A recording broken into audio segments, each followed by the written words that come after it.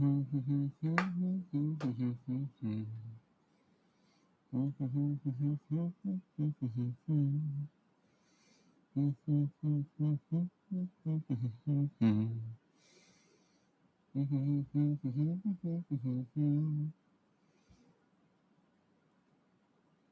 right, friends. I think if we got it correctly, we are live on the vertical and the horizontal. Let me turn on TikTok. We'll get TikTok rock and rolling. 1 second. 1 second. Should be an interesting night. I've got, I think, oh, hold on. Your God is imaginary. Cool. I think the audio video software here that we've been working on, that I've been working on, is basically functional. I'm currently using. Y'all can hear me, right? Let me know in the comments if y'all can hear me. Y'all can hear me, right? Good. I am running right now the entire live stream through a soundboard that is on my collaboration website that I put together for this. So I need to make sure that it's good. I see people are saying we got some audio. That's good. Good. You heard some humming. Yeah, that was a good song. I was actually humming to, by the way. I don't know if y'all was able to catch it, but it's pretty fantastic. Nevertheless, I want to make sure everything's working. I need to make sure TikTok audios get happening. Give me 1 second. On TikTok, y'all can't hear me. Sound is off. Yeah. 1 second on TikTok. We'll get there.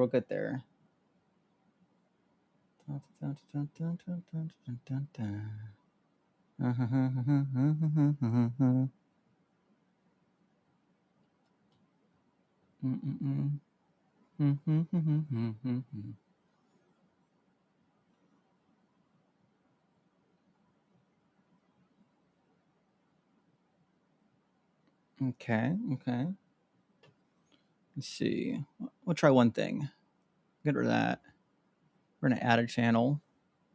I'm gonna call this to TikTok. Selected input. We want. Let's see the TikTok. Yeah, be good there.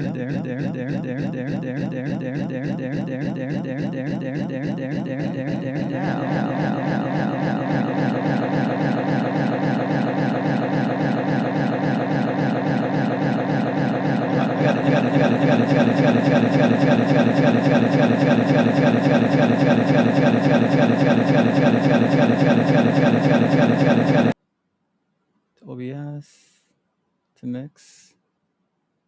Oh, that's a remix style. You give me.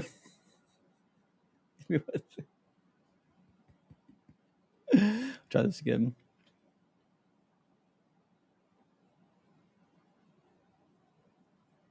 Okay. Let's see if that works now. Oh, that's interesting. Oh, I know why. Sorry, that's my bad.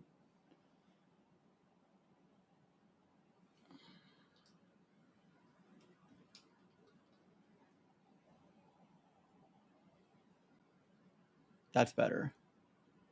That's what we were looking for. Okay. Then the sound going to TikTok is going to be right here, the virtual cable. And then we're going to change this to yep, there we go, to TikTok. Y'all should be able to hear me on TikTok right now, which is weird. 1 second. I'm going to delete the audio source. TikTok be like that sometimes. Oh, they won't let me delete it. Okay. I'll do what I did last time. 1 second. Do VB cable. Sure.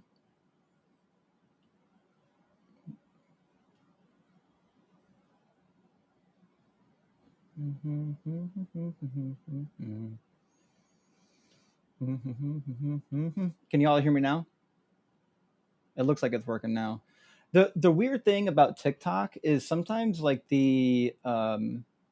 sometimes the audio input just quits working, and then you have to delete it and then add it back in. It's just a TikTok thing. I don't know why it does that. It's kind of a nightmare of an app. TikTok Studio is. I really cannot wait for like TikTok to open it up so that you can stream to TikTok using another platform like StreamYard or OBS or anything of that nature. I think that would be much easier. With that being said, I need to remove this join link real quick though. 1 second. I'm going to remove that join link real quick. I'm gonna add some custom stuff here real quick, like before I forget, and I got to open the guest box before I forget as well. That's something that gets forgotten, and that'll fuck up the live stream if you don't have the guest box open. I don't know if you guys were aware of that one, but no guest box, no guest, right? Anyways, that's right. I need to get the join link put on the screen real quick. I apologize. Let me get the join link, the right one, up here so people can actually join, and then we should be good to go. Give me 1 second. Make sure I got it. Here's the link, and let's see. I'm going to add it here. Browser. We're going to call this join.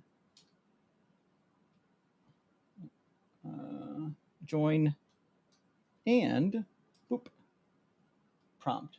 I have to admit though, I kind of stole this prompt style. I didn't have time to do my own just yet. So I kind of stole this prompt style from the line. I have to. It's automated now. It's part of my software. I can just type whatever I want in here. But I got to customize it and kind of make it my own still yet. I didn't do that. That's the thing that I need to do, which is not a big deal. The customization is really not that big of a deal. So, but we got to get something that's like super like deconstruction zone specific. You know what I mean? Like it's got to be just deconstruction zone. Let me get it on the vertical stream real quick. We're going to call it join prompt. Boom. We got it there. All right. Now, rather than going in, because the thing that I was doing all this time is I was literally going into Canva and making new prompts all the time, and then downloading them and then plugging them into software. It's just a whole thing. So this way, I've got like one or two universal prompts, and then I could just type whatever the fuck I want in there, and it should be good to go. So there's some stuff that should be a little bit helpful. The other thing that we need, I got the join link in the prompt. In the prompt box. Can you all read the join link, the tinyurl.com/DZ chats? Is that readable for y'all? Let me know if it's not. That being said, I have to open up the guest box for YouTube real quick. All right, let me open that up so that people can actually join. All right. Of course, I don't have permissions to turn my camera on. Hold on. Yeah, do I have permission on my web browser? I do. I've got permission on the web browser, so we should be good there. Let's see. We'll just close the panel for now. I'm going to save my layout, and then let me reopen the guest box panel. Let's see. Panel, guest, video room, cool. All right, let's see if it loads now. Oh, of course it's not loading right now. Oh, cool. That's what I'm talking about. So now I got to fix that. It looks like I'm going to have to pop out the guest room myself. Okay, cool. Let me do that then.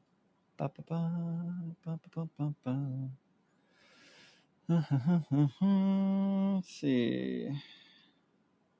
Appreciate y'all being the guinea pigs here for this streaming software. I think it's mostly working here. There's just a couple things here and there that need tweaked. Like it looks like my guest room forgot to ask for credentials. Oh shit. I'll take guests from the TikTok queue first. Then we'll do it that way. Mm-hmm.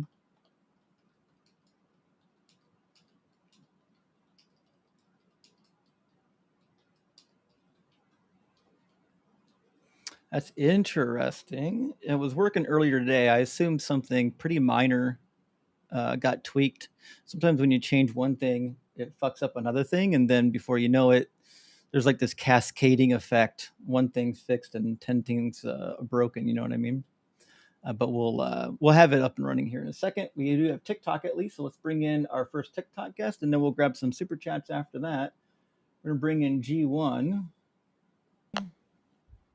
Welcome in, G1. Are you at least 18? And do you believe in God? Yeah, I do believe in God. Wait, No, no, I don't. I don't believe in God. Is there a good can you reason hear feedback? why I should?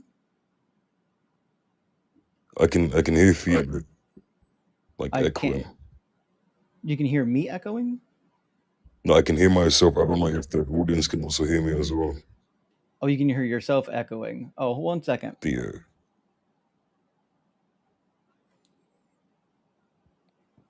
Sorry, it should be better now. I had the audio routing sending your voice to TikTok as well. okay. Yeah, you should be good now. I You guys kind don't of hear can him still twice now, hear right? myself, like a little bit. All right, let me make sure. Right now, your It's not. I'm telling audio. you, it's not me.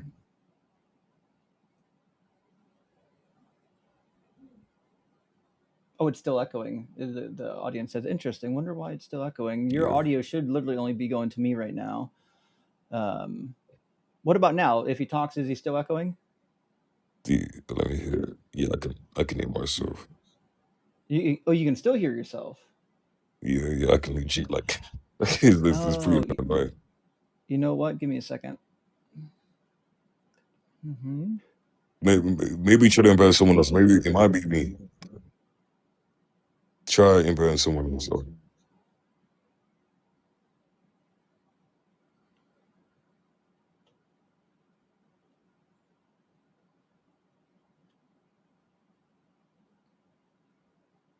right, I assume now when he talks, it's not going to double. I've got all the audio output from TikTok turned off.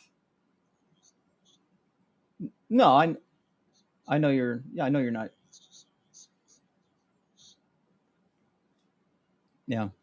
No, I didn't think you were using a voice changer. Sometimes we get people on here that they just have really interesting sounding voices. One of my friends, also named Ems, has a really deep voice. Sometimes they call him a robot, but obviously he's not a robot.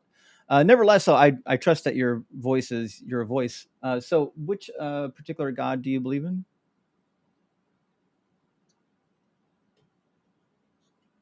Sure. Okay. And is there, say, a good like reason, piece of evidence, or like a fact that would lead one, or even an argument that would lead one to believe that this God is real?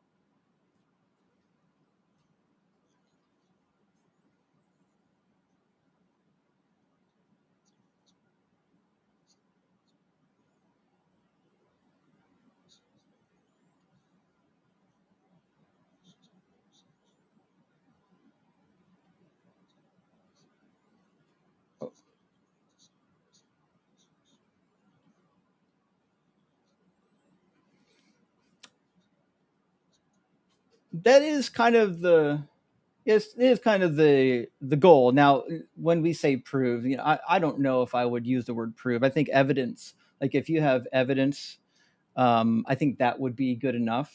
Like I don't think because there's some things that are maybe rather difficult to prove unless like it's a mathematic formula. Mathematics are proofs, but other than that, I would count. I would say we would like to hear evidence, perhaps that might move the needle. Maybe there's evidence that would lead one to believe that Christianity was more likely to be true than less likely to be true.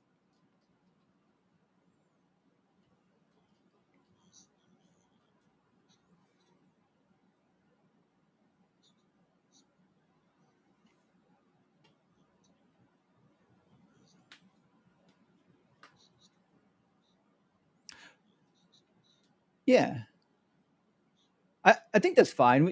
That's why I said an argument would count. I think as evidence. I don't think that arguments are worthless. I think they can count as evidence.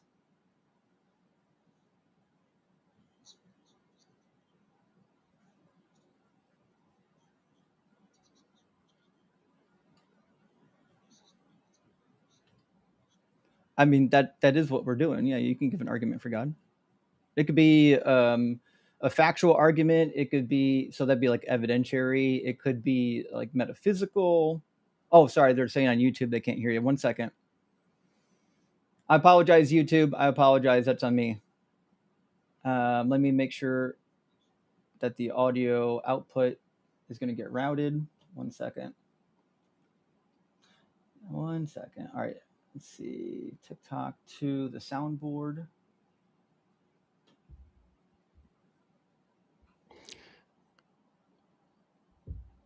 All right. Please tell me there's no audio doubling this time. Oh no, I can hear myself again. All right. I'm going to have to open up a second mixer. I don't know why this particular mixer wants to double your audio, but it's not the end of the world. I've got 2 mixers I could run until I get the bug worked out. Yeah. Yeah, don't worry about it. Give me a second.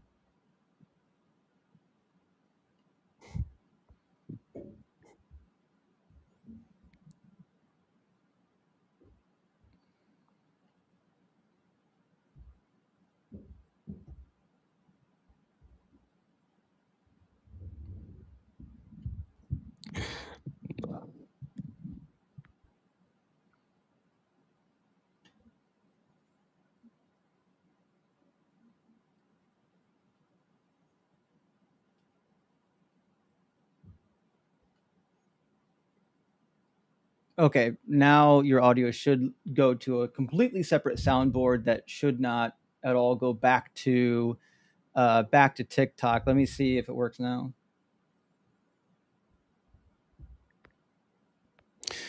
Yeah, can you hear me? Yeah, I don't hear myself. I think it's good. Yeah, I can hear you. I can see the sound meter on YouTube is moving, so it should be sending the audio out over there. So it should be okay. TikTok, you can still hear them, and there's no echoing, right? Right, we should be good. Yeah, whatever is wrong with that particular mix input, I'll have to look at that later. It's not the end of the world. Appreciate you giving me a moment to tweak that. I got a whole bunch of shitload of new software that I did trying to consolidate my setup so I can use like 2 monitors instead of 4. And my mixer was like the most complex things to design, but it looks like there must be a bug somewhere in it. Nevertheless, yeah, did you have like a philosophical argument, metaphysical argument, anything like that for the Christian God or for a generic God? Because I mean, we'd definitely be Yeah, interested just in hearing. just like for classical theist God. Um, Sure. so there's gonna be like preliminaries, right? So um, the preliminaries are just going to be. Let me just give like a definition of essence and existence, right? So like essence just means what something is. Like it's going to be like it could be like a bundle of properties which is like necessary for a thing to have. And Mm-hmm. it wouldn't be possible for that thing to be that thing if it doesn't have this particular property or all the properties which is being considered, right? Right. Yeah. Yeah. So we would say typically your version of essence and mine is the same. Like something's essence refers to its characteristics and properties that are like, or we would say are essential. Like there are some characteristic and properties like you and I Mm. share, and there's some that we don't. But the ones that make us the human category, those would be called essential if you want to be categorized as a human. So when I use essence, I think these are the essential characteristics for whatever category we're using, if that category is God. You know what I mean? Yeah, exactly, precisely, right? So, yeah, so that would be the definition of essence, right? And then existence, there isn't going to be a definition. I feel like we kind of intuitively know what existence is, right? But we can just say that existence is going to be the principle which makes something which has a nature real, right? Which is basically that relation there, right? Does that make sense? Yeah, I'm pretty sure it makes sense so far. I mean, I think we agree on these definitions. If I think we there's an disagree, I'll echo, let you know. like you're, I think you're accurate. Yep. I Sorry think about you're that. accurate. No, I'm saying I think you're echoing. Okay, okay. So yeah, so okay, cool. So we understand for creatures, right?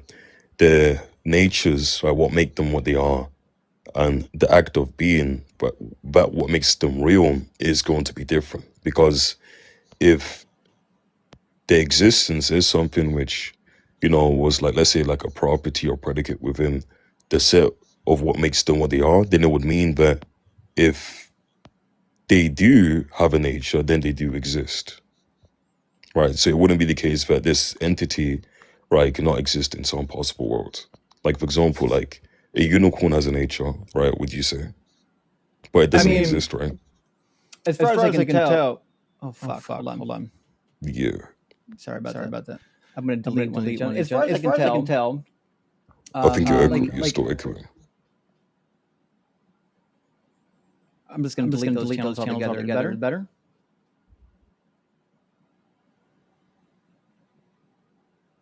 Can you hear me?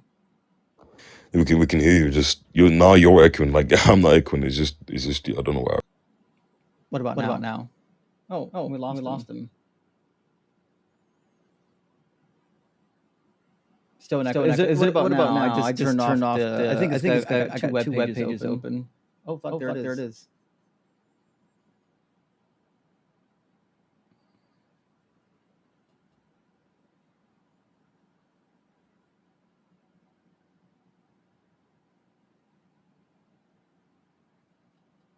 Still echoing.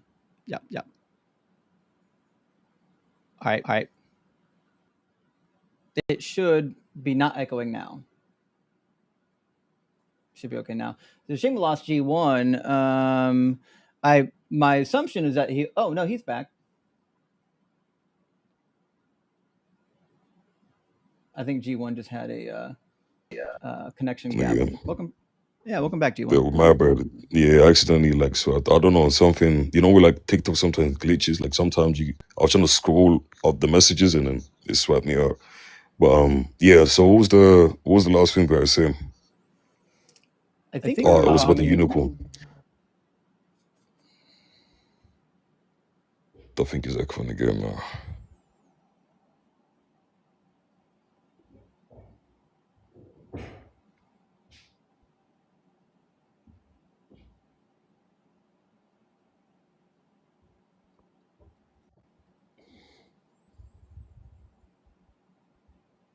Okay.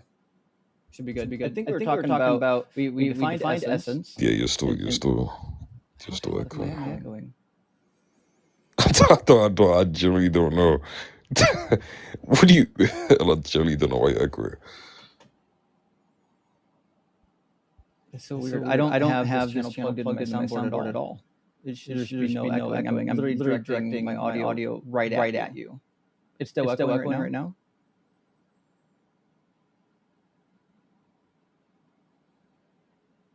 Can you hear me? Yeah, I can hear you, but you just echoing. I think I don't know what's. I think you're live or something. I don't know what's going on. I do. I'll close out that video room. That video room seems to be interfering with the audio. And I'll just use my I'll have to work Yeah, it's better now. You're not echoing. Work on the audio configuration there. But that being said, can the guests I know on YouTube it's echoing. Can the guests on YouTube still hear G1 though? I'm pretty sure y'all should be able to hear G1, right? Hello, people on YouTube. Can you hear me? Yeah, they should be able to hear you. I can see the sound. Okay. Sorry about that. So, Okay. I mean, I think we agree, that there are everything that exists has characteristics. That's how we can define its existence. And we were talking a little bit. It seemed like you were about to say that some things that exist perhaps have different types of properties. Is that where we left off? It's not different types of properties, but more or less is that if existence is included in the essence, then it would mean that they would exist, right? Meaning that it wouldn't be the case that like an individual could not fail to exist in some possible world, right? Because it would mean but it would be impossible given that existence is included in the definition of nature, right, as like an essential property. Like if all created beings like had a nature, right, and existence is something which is attached to it, like necessarily, then would mean that it can't fail to exist.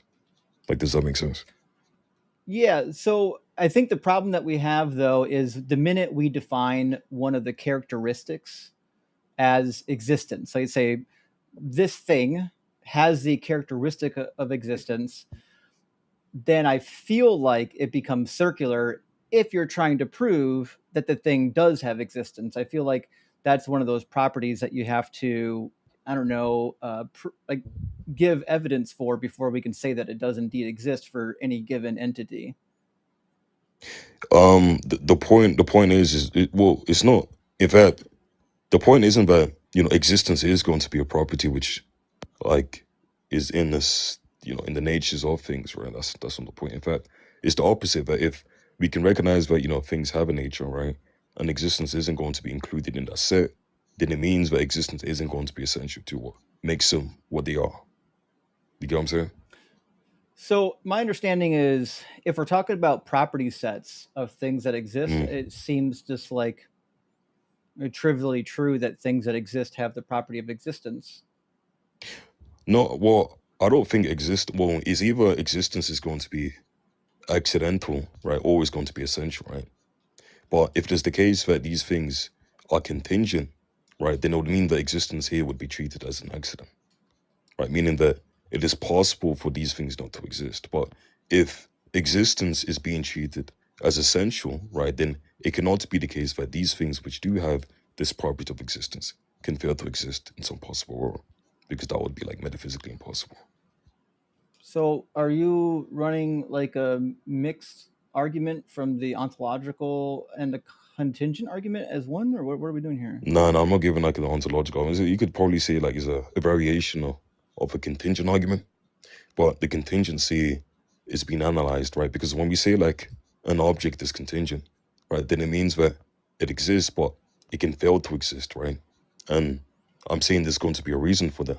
And the reason for that is going to be that there's a distinction between the nature and the existence, right, which is practically conformed to it.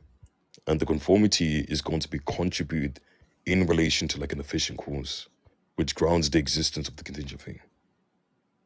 Right, but when we're talking about things that we don't know exist, right? We can assign it the property. We can say this thing has the property of necessity because it can't fail to exist. And that's great if you just randomly assign that property to something, but I could assign it to all kinds of stuff. I could assign it to magic unicorns, I could assign it to, floating teapots. It still, I think, is kind of up to the person who's making the argument to somehow demonstrate that the thing actually does have the property and it does exist.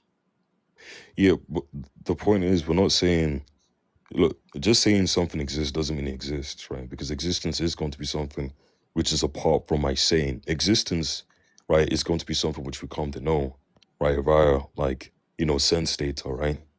And my point is that when we say things about things, it implies that they do exist, right? By which we can say this predicate either applies to it or it doesn't apply to it. Like, for example, if I say, like, DZ has, good hairline, right? It's either going to be true or false, right? Because DZ does exist, right? And the predicate, right, is either going to be something which is satisfied by DZ or not. Does that make sense? Yeah, but those properties are observable. Yeah, those properties are observable, but existence, right, is going to be something which we know intuitively, right? Because existence is just going to be that which like it's going to be opposite of nothing, right? Like Yeah. existence is just going to be something, right? Like it could be, a dog, it could be a cat, it could be a table, right? Right. So something here, right? We could probably like use some like existential quantification to kind of like denote that like they exist in X, such that X has so and so. Does that make sense? I mean, yeah, but I'm not really sure how this is going to go around the bend to demonstrating that the God exists and that it has these properties. Because Yeah. there are So gods, as you so know, that are in history that we would say had the property of existence, but only at the time that they existed. Like the Greek gods and even some of the ancient Near Eastern gods, they could come into existence and go out of existence. It wouldn't be necessary for them to have the characteristic of eternal existence. Yeah, yeah, that's fine. I understand that in their view, existence may be characterized as a property, but more or less, what I'm trying to like pick at is that if you grant that when we look at created things or contingent things, right, there is going to be like a difference between the nature and the existence, right? So there is going to be a real distinction such that we can conceive of something, right? Like conceive of something's nature without that thing existing. Like for example, a unicorn. We can conceive a unicorn exists. I mean, we can conceive the nature of a unicorn, but that doesn't mean Sure. that a unicorn exists, right? Well, yeah, we can conceive of anything using our imagination. It's not tied to whether or not it exists, which is why initially I was confused. I thought you're going to run the ontological argument, which actually is No, kind no, of no, the no, no, no, opposite. no, If no, you could imagine a maximal being, then it must exist in all possible no, worlds, no, but no. that's a silly argument. No, no, that's not.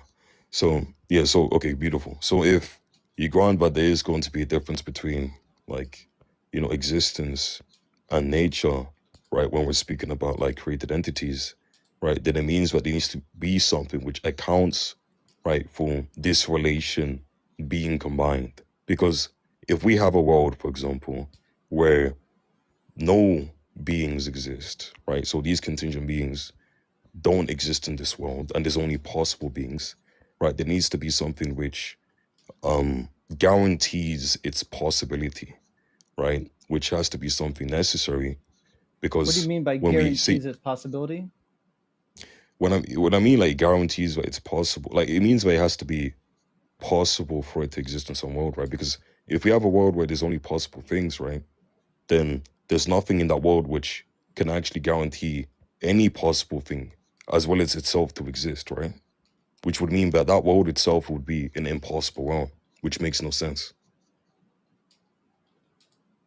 I don't know what you mean by guarantee. I guess is where I'm hung up at. Like if something exists, Guarantee we would just say that it has existence. I don't know why the existence of something needs to have a guarantee on it.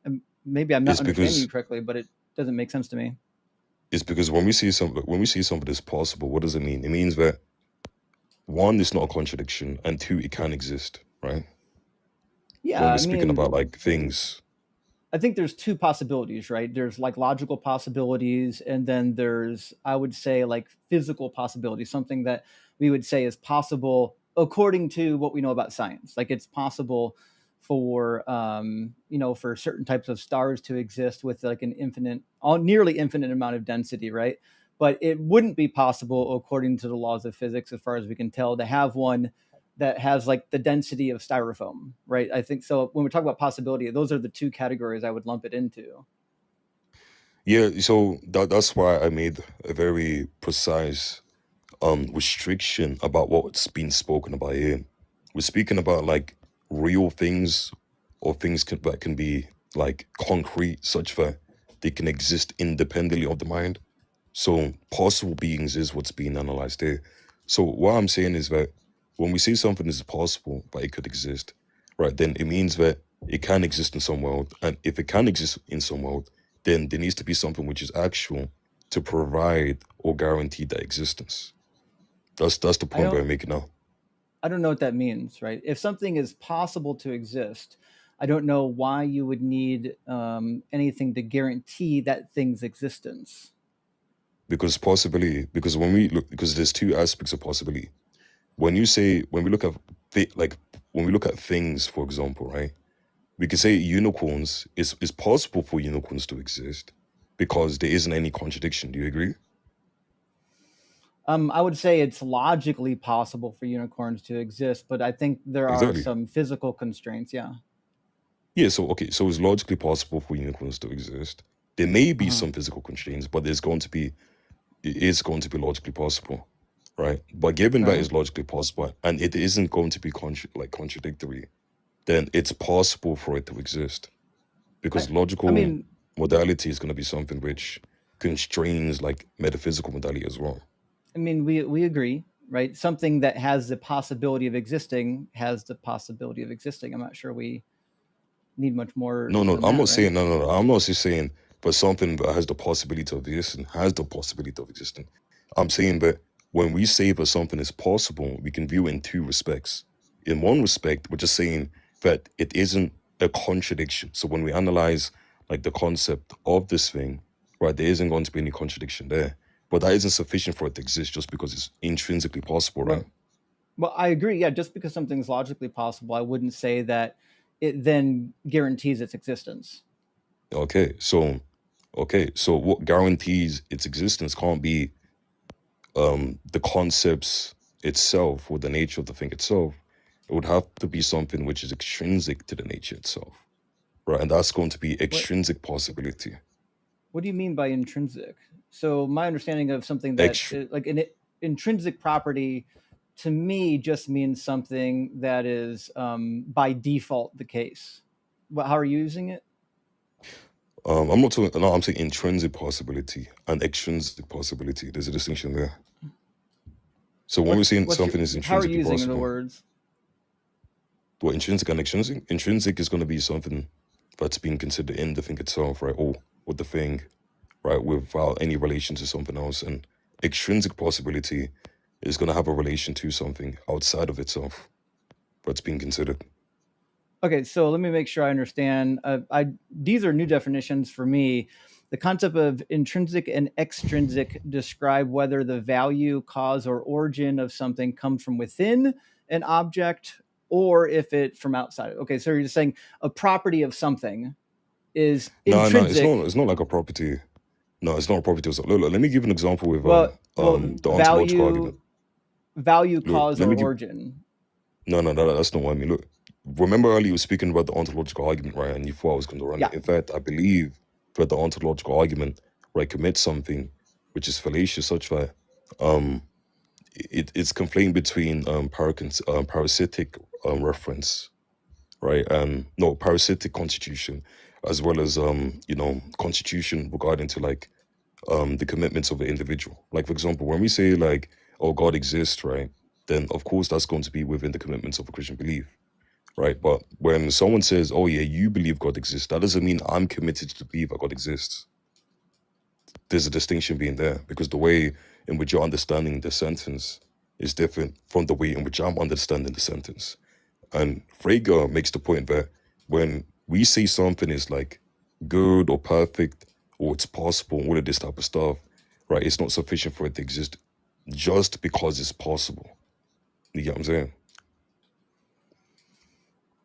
I mean, we've been agreeing on this the whole time. I just don't know how this is going, like how where this gets you to God. Okay.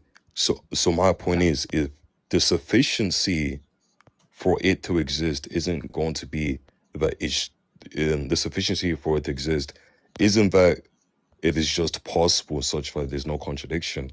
The sufficiency for something to exist has to be in relation to like some extrinsic cause. That's the point that I'm picking out. I don't understand the point. Look, So like if we're if saying, something has go, an intrinsic cause, that just means it's able to do something on its own. Like it doesn't need an external thing to do it. So like me speaking would be like the words leaving my mouth, I'm intrinsically causing. no, I'm talking about like an efficient cause. Right? So when I'm saying extrinsic cause, I'm talking about an efficient cause. Because look, What's an we efficient both, cause? an efficient cause is something which produces some effect. That's what an efficient You cause mean is. Right. an actual cause that actually exists, not a fictional one. No, I said efficient cause, not Efficient fiction cause cause. would be a cause That by that which actually exists. It actually does the thing it's supposed to. no, no, no, no. That I would no efficient cause is that which But produces something to G1, exist, this is but this is why like implies the going into existence of it. non-philosophical spaces is like so like boring for the audience. Just use words What that do you mean? I'm normal giving you the people definition, just and I'm telling use. you I know about what no you, no no listen, no one signed up to learn 10 new words. Just use regular language, man. You're smart. You can efficient use cause regular is words. efficient cause is a regular word. You can use regular words, G1. Come on. If you don't know what efficient cause is, bro, But I didn't study philosophy. I went to school and learned real stuff. efficient cause is a term which is used outside of philosophy as well. You know that. I've never heard it once. You never heard it once. So you never heard the term cause being I've used never heard in a efficient restricted cause sense. outside of talking philosophy on TikTok. It's it. Then that's a huge problem then. So No, it's not you a can you understand there's problem. different. So what Put do you a think cause is? put What do a you think cause 0 in the means? comments if you've never heard efficient cause until you got on TikTok and started hearing philosophy debates. Google, bro, just Google. You've been Googling the whole time, but I've been giving you definitions. I don't know why you're upset now. I'm not upset. I'm trying to help you understand that it's boring for me and the audience if you keep using words that make us endlessly define them. Listen, again, you're smart. What do you mean You studied endlessly philosophy. define them? Hold I'm on, assuming G1. that you. Hold on, G1.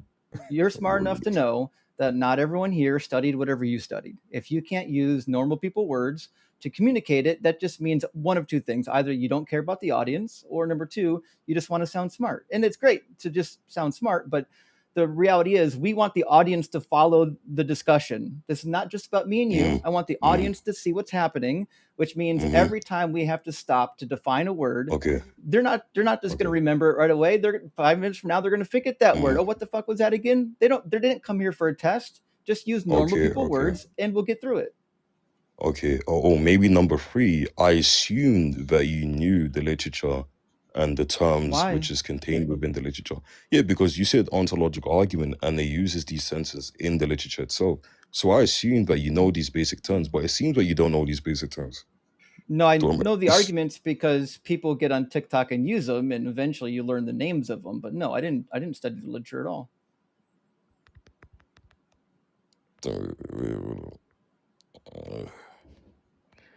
But I took one philosophy class in college, and that wait, was it. hello. I had a ball, but we I'm didn't still do here? any. Yeah, you're still here. Am I still here? Oh, Yeah, for a second I thought I was like, yeah, I just assumed that you knew about the literature because you said ontological argument. These are terms which is basic, right? Okay, anyways, okay. If you want me to say in baby terms, just say that. Like, I don't know why I didn't it say just took baby that long. terms. Okay, It's cool. in normal people terms. If your Yeah, yeah, grandmother doesn't know baby these terms, definitions, then it's not. baby terms. But it's These are fine, not right? babel Okay, cool. terms. So, These are niche terms.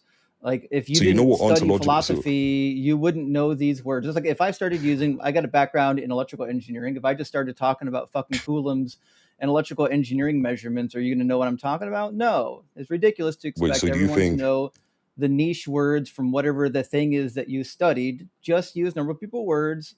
It doesn't make anyone a baby. It just means you studied something that the rest of us didn't, and that's fine. You can use normal people words to explain it. Okay, so when you use the ontological argument, right? So you think that the people in here knows what ontology is? Yeah, in fact, ontological argument is one that we hear a lot. In fact, So that's not what I asked. it's That's one not of what the I most asked. commonly used That's not arguments. We what I hear about asked. ontological argument. We hear tag a lot. It's pretty common. That's not what I asked. I never asked like if it is an argument which people provide. I'm saying, but do they know the terms which is utilized within the argument? But look, it's fine. I can use like simpler Just terms. assume that my audience doesn't study No, I can use philosophy, simpler and terms. It's we fine. can get It's through it. it's fine. I assume that this is like the atheist community and all of these guys, right, act like they're more superior than Christians and we're idiots. But now when a Christian is articulating himself, there's a problem here. But okay, it's fine. I'll I have no stoop idea to what you. you're talking about. I went to It school is for electrical engineering and to it's study the fine. Bible.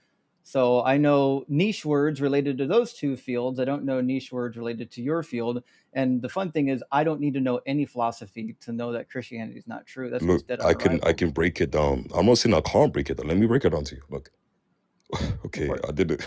Okay, so what I'm saying simply is that when we have a cause, right, there's going to be an effect, right? But just because it's possible for the effect to occur doesn't guarantee the effect occurring. Does that make We sense? agree. But yeah, we Okay. agreed on this a while ago. Yeah. Okay, beautiful. So what guarantees the effect occurring is going to be the cause, right? But yeah, like, well, Well, a or not? cause, a cause is Huh? going to guarantee a effect. Huh? That's not the question which I just asked you. That's that I'm agreeing with you. The effect is going to be caused by the cause. That's the thing that precedes it. The effect is going to be caused by the cause. Yeah, of I course. That's I trivial. agree. That's Right? You're just stating I know something which that, is but obvious. But But I that's what asked you a you said. question, I'm which restating but it. you're asking, I'm just okay, restating it. That's it. and what I stated is that what guarantees the possibility of the effect is going to be the cause, right? So just because it's possible doesn't mean Well, it exists. yeah, I'd say that's not It usually the exists because of the way. effect. That's not usually the like. I guess I understand what you're saying. I wouldn't have used the word guarantee, but now that you've spelled it out, yeah, you can use the word guarantee. I guess like the thing that precedes the effect, which is the cause, would be the thing that causes the effect. But I don't. I'm not sure what guarantee has to do with Okay, it. beautiful, beautiful. So if things or created thing, if created things are effects, right, then it means that prior to them being effects, they were possible, right? And the possibility of the effects, right, has to be guaranteed by some efficient cause, right? So yeah, effects must be preceded by causes. We agree. What's the problem here? Okay. So if we have a world where we only have possible effects, right, then for the possible effects to be real has to be real by some cause, right? Yeah, we agree. Yeah, fake causes Okay. don't cause real events. I mean, we can make That's not this what I'm easier. If saying. you're just That's not doing what the I'm argument saying. from contingency, we can That fast that isn't forward. what I'm saying. I'm not saying Okay. fake causes doesn't cause fake events. My point is that prior, right, if every effect, right, was once possible, right, and we're saying that there's going to be a world where there's only possible effects, right, for the possible effects to actually be real, there has to be some cause. And this cause has to be necessary. And the reason for Wait, that wait. is going Well, to be for possible effects, that's not something I would say requires a cause. I mean, possible they don't effect. What? exist. They would, Wait, if wait. they existed, require a cause. So a possible effect doesn't require a cause to exist. So a possible No, I'm effect can saying exist without cause. a possible effect needs to have a Uh-huh. possible cause. Just because a possible That's not what I'm effect asking. exists doesn't mean that the cause for it already exists. It's a That timeline that issue. isn't that no wait. If that's not what I'm asking. I'm saying if there's an effect, right, then there is going to be some cause which exists. Because an I effect is going to I be agree, but you posterior to the said cause. possible effect. But earlier I said a possible effect can only exist, right, if there's going to be a cause, right? Because the existence But of the effect is demanded by the cause itself, which but what I'm actually saying exists. is the cause for a possible effect is also just possible until it happens. But that's your okay, but that's okay. That's fine. Then it would just mean that that's going to be an effect. But I mean, if the It, cause and the effect both exist, yeah. yeah, if look, you just didn't deal with the argument. You just said that if the effect is possible, oh yeah, the cause can also be possible. Well, of course, like what the heck? We are causes, right? But we possibly, right? Um, we possibly there But was a one point in time in which we didn't what exist. So G1, so what we were I'm possible trying to say effects. is I'm trying to prevent like word smuggling, which is what happens in most of these conversations. When we say that there's a possible effect, all I'm saying is yes, there is going to be a cause that would cause that effect if the effect existed. If the effect doesn't exist, that means the cause for that is still not existent as well. Now, both of those could exist in the future, but I would call both of them possible causes and effects. I wouldn't say one is Yeah, that's talking possible and about the other one is actual. Yeah, that's talking about real possibility. You're just saying that for some effect to be possible within this world, right, there has to be a cause which actually exists for this effect to exist in this world, But well, right? I'm But saying the opposite of that is I'm also speaking true. about, of course, yeah, of course, that's not the point. I'm speaking about logical possibility. I'm saying if there's a world, right, in which only possible effects exist, right, and we say that, and we stipulate that possible effects are going to be possible such that they can be affected or can exist because of some cause, right, then it cannot be the case that they can exist in this world because there's only possible effects which exist in this world. So that's going to be an impossible world, right? Which we now say that because that world is going to be impossible, right? We can say that there has to be some necessary cause which guarantees like these possible effects to exist in that Again, world or some other I world. don't I don't agree. I think if if something only exists in possibility, then that thing's cause is only a possibility as well. I don't think you're tracking what I'm saying. If there's Maybe one not. world, if there's a world, right, there's a world where there's only possible effects, DZ. There's only possible effects. And remember, possibility doesn't is not sufficient for it to exist. Just because we see something that's I possible is not agree. sufficient for it So to exist. a Okay, world with beautiful. only possible effects would be a world that has no effects or causes. It'll be beautiful. And is that world possible or impossible?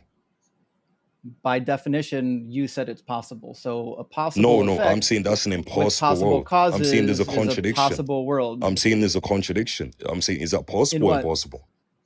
I'm saying if there's a world in which we see there's possible effects, right, but those effects cannot be obtained in that world at all, right? Is that world impossible or possible?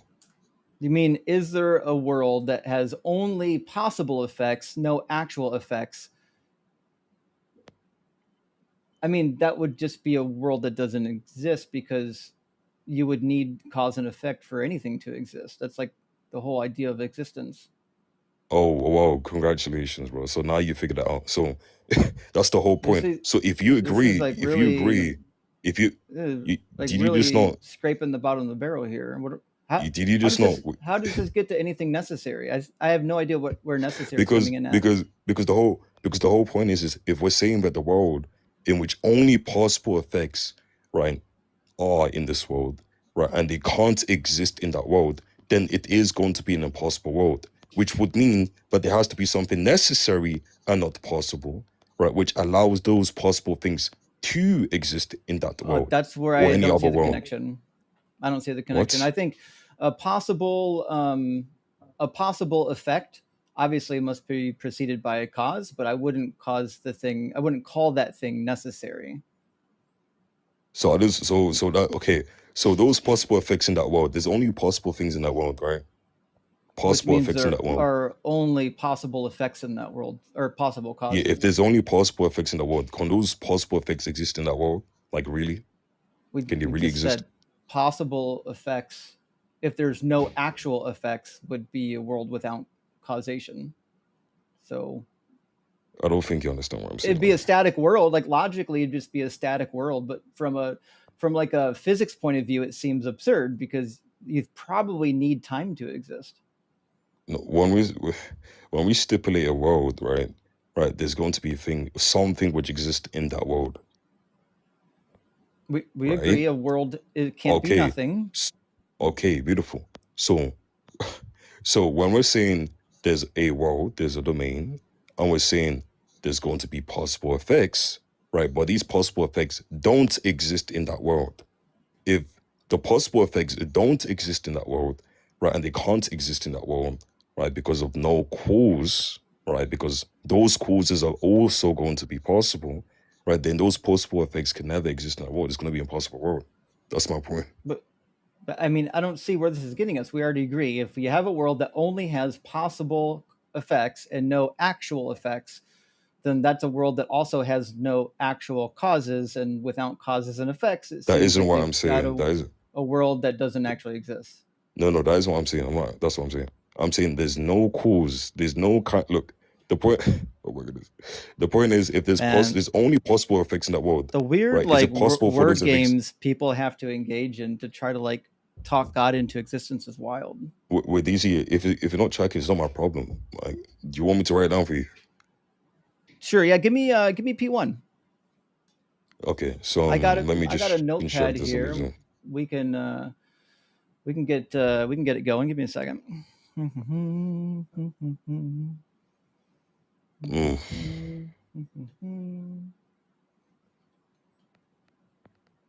All right. Notepad is open. What we got for P1? for P1. We're gonna say if there's a world in which only possible say like if there's a world and there's possible effects, right, in that world. But tell me when you're done. I'm writing it. Possible effects. If I'm there's a putting a world where note in there's here as possible, well. yeah. So if there's a world in which it's possible for the effects, right, to exist in that world, right, I'm listening.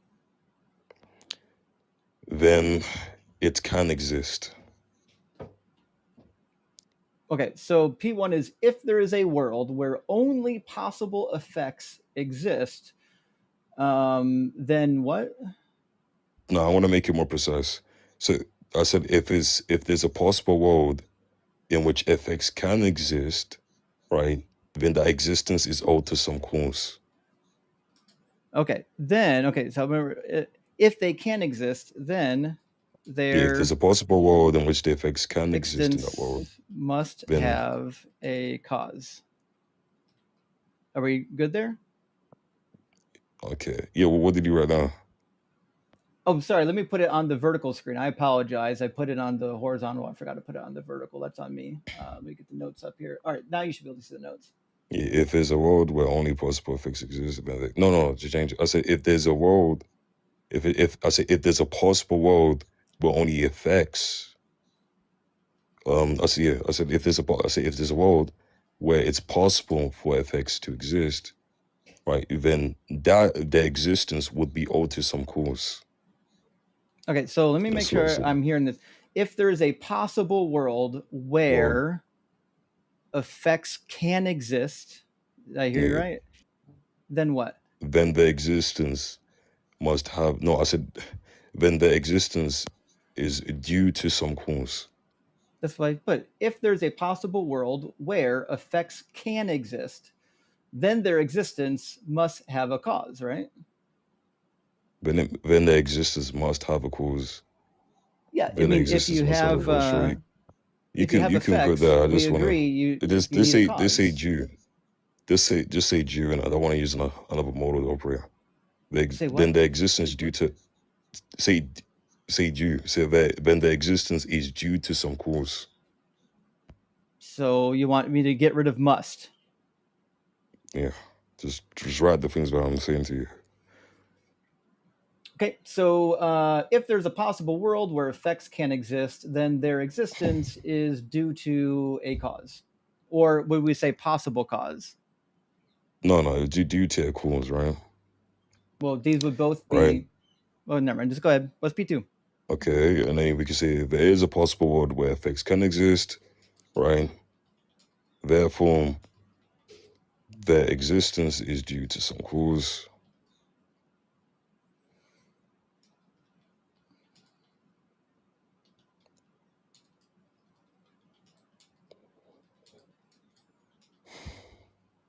P3 I just told you, and there's going to be the consequence of the first premise one. Is it is P3 a conclusion or a P3? P? It's going to be a conclusion. Okay, so the conclusion is what now? The no, the conclusion is going to be the antecedent or consequent. It means their existence is due to some cause. Okay, so then this is going to be the conclusion. Okay, so what I've got then is let's see, there is a Do you possible agree so world far? where effects can exist. So that would be premise number two, and then the conclusion is therefore there exists or their existence is due to some cause. We good there? Okay, do you agree with that? I would reword it. I would say if there's a possible world where effects can exist, then their existence is due to a cause. We would say, I would say, would be due to a cause because it's only a possible world. So would is a proper word. Then premise two, it says there is a possible world where effects can exist. We would assume that's this world, right? You see the Yeah. word. You're the one who wrote it differently to what I said. I don't know what you're talking about. Well, I mean, I'm helping you get the verbiage, like the You're the grammar one correct. who wrote it different to what I'm telling you to write. But the So way I don't you know what wrote to talk about it verbiage. was improper grammar. You wrote it as though the possible thing You're already the did one writing it. I'm not exist. writing nothing. No, I mean you I'm said not it. writing I nothing. wrote it. Okay. The You conclusion didn't is write what I therefore said. I had to correct their you. If existence you even is due to some cause. By their existence, you yeah, would yeah, mean premise this. one isn't what You I would even mean the said. effects that exist in this world. I'm not talking about in this world. It's not content specific. You Well, know that, a right? possible world. We're stipulating a possible world. Like, look, premise one is saying Okay. if it is a So possible world the where effects conclusion can exist, is technically then the going to existence be that says due to some cause. And why did you uh, put the brackets? That isn't what I said. In the brackets isn't what I said, so I don't know why the brackets are there. effects There's a possible world where in effects can exist. the possible world And again, premise two is not. I'm would not talking about this have world. a cause. Effects in the it says effects in the post. That is, bro. There's no what I'm saying, We're talking bro. about possible worlds. Just because we're talking about, oh This my is goodness, wild. Listen, buddy. bro. Listen, this is Are not you going to go forget? Are you anywhere. forgetting? You I just think are you forgetting? This is I think you what I are you think you meant should to me? I think you You're should not find writing somewhere down. else. Would you? I think you need to go find someone else to bore. Okay, this is incredibly boring for my audience and myself, and I don't know if this is worth my time or worth any of their time. I don't think any of them want to hear this nonsense. I know I don't want to hear this nonsense. So um, maybe go talk to allegedly Ian. I know Ian would love to have this conversation with you. For the rest of us, I'm not really sure this is going to be worth anyone's time. So good luck over there. Hope it goes well for you. And with that, I think we'll just move on to the next caller, and we'll keep on moving. Hey, thanks for being here, friends. I really appreciate it. I think, and I could be wrong, I do think I've got the soundboard fixed up. There was a small little I wouldn't call it a glitch in the soundboard, and so but we're going to bring in a guest from the non TikTok room here in just a second. I'm going to read a couple of super chats and we'll get it going, friends. I appreciate your patience. Good question. Thank you so much for the super chat. It says, with your new software, can you control TikTok and can you collect all the comments from all platforms? Okay, so right now, where we're at is I can collect all the comments that come in through through YouTube and through Twitch. So those are the ones I've got configured so far.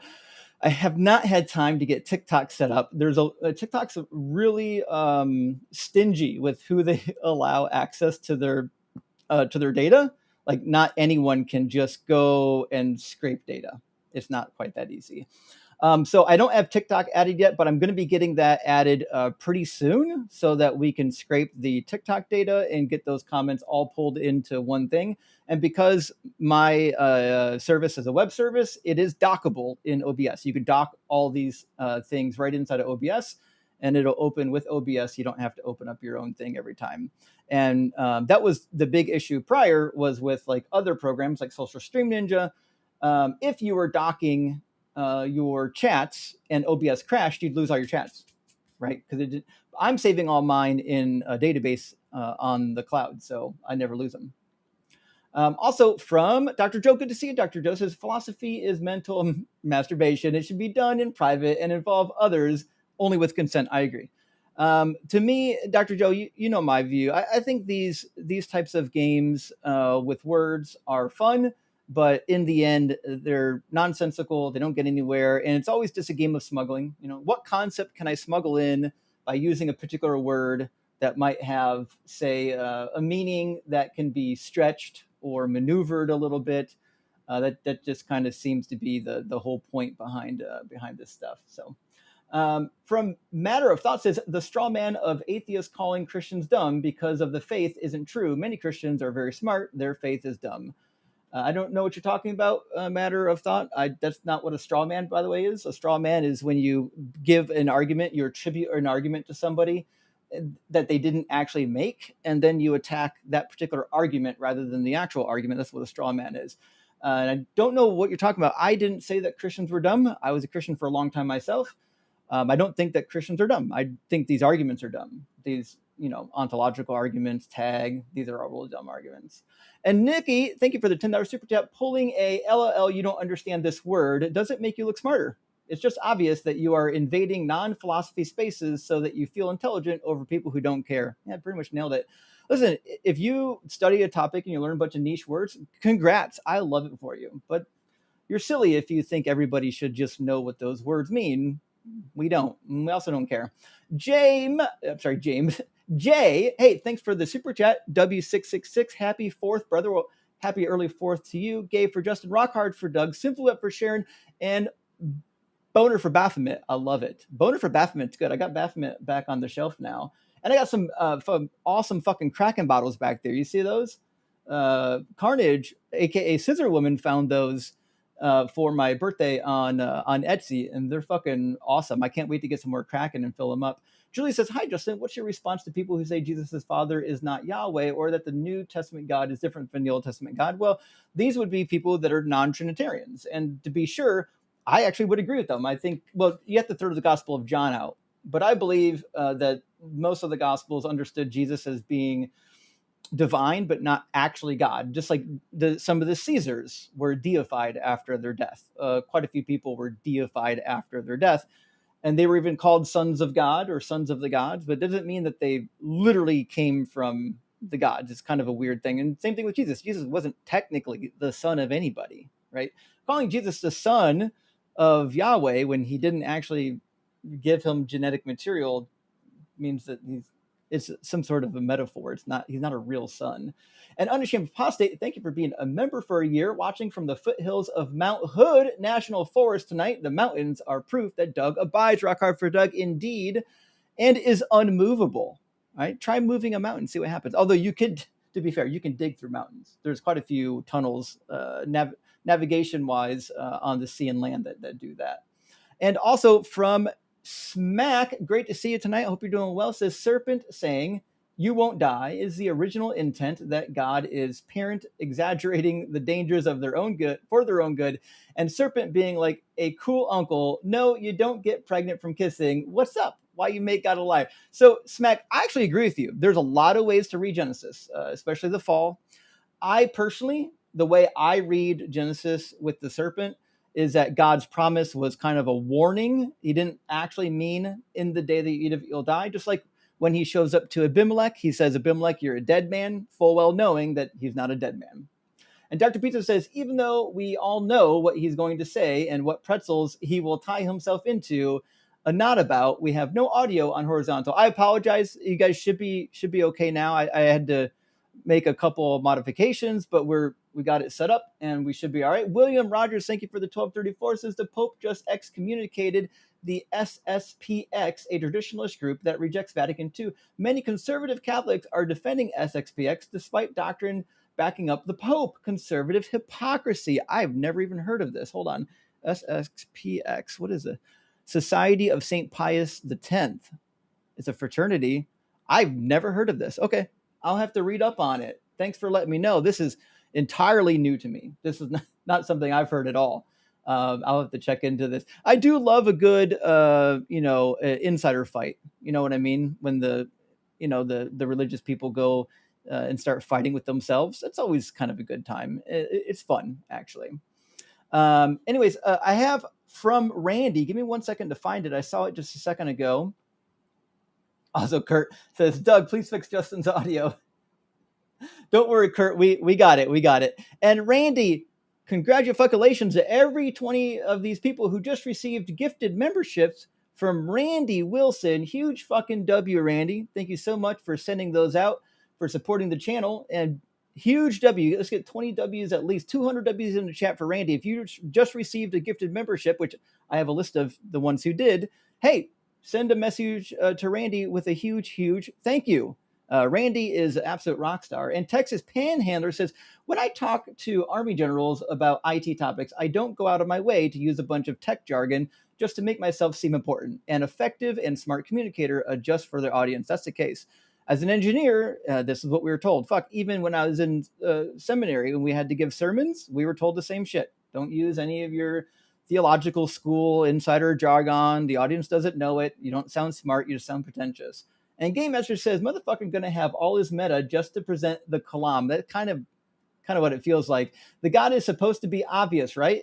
If all this BS word salad is necessary to justify God, he needs better marketing and representatives. True.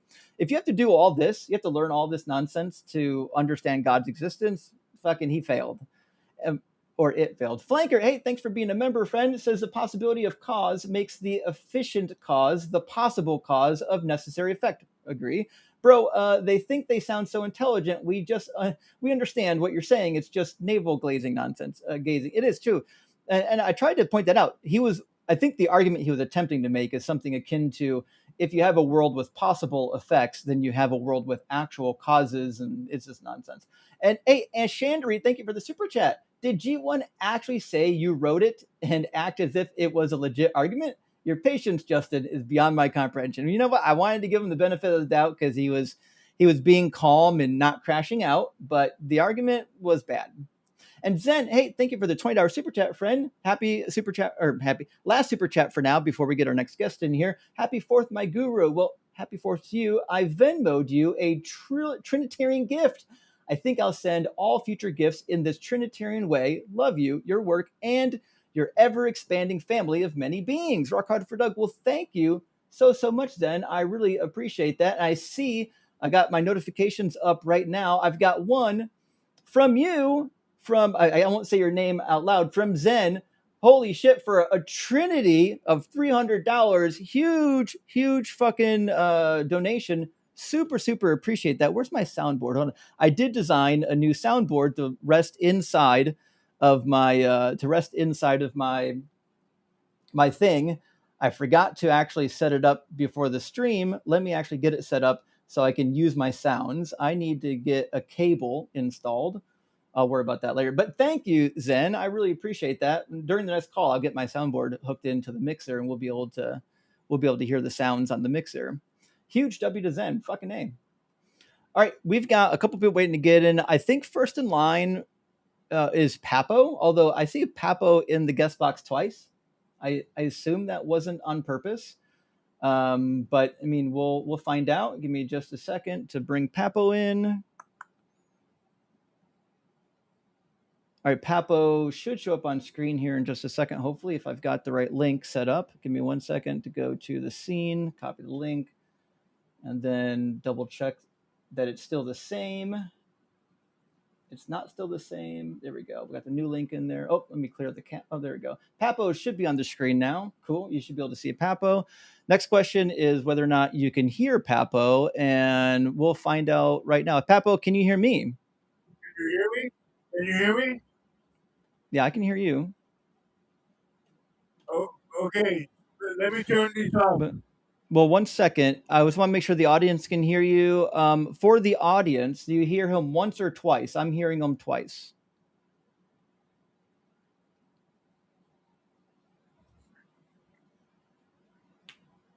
A little echoey. Yeah, I think that's because he was in the room twice. He had logged into the room twice.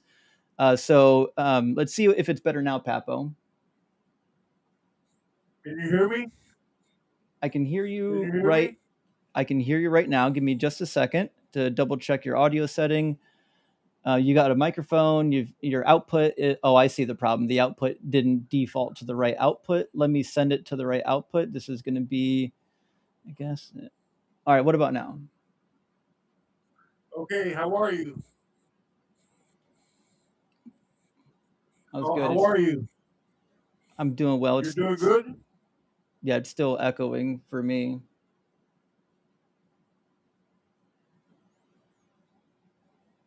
I think the echo is better. I think the echo is better now. Can you say something? I can. No, the echo's gone for me.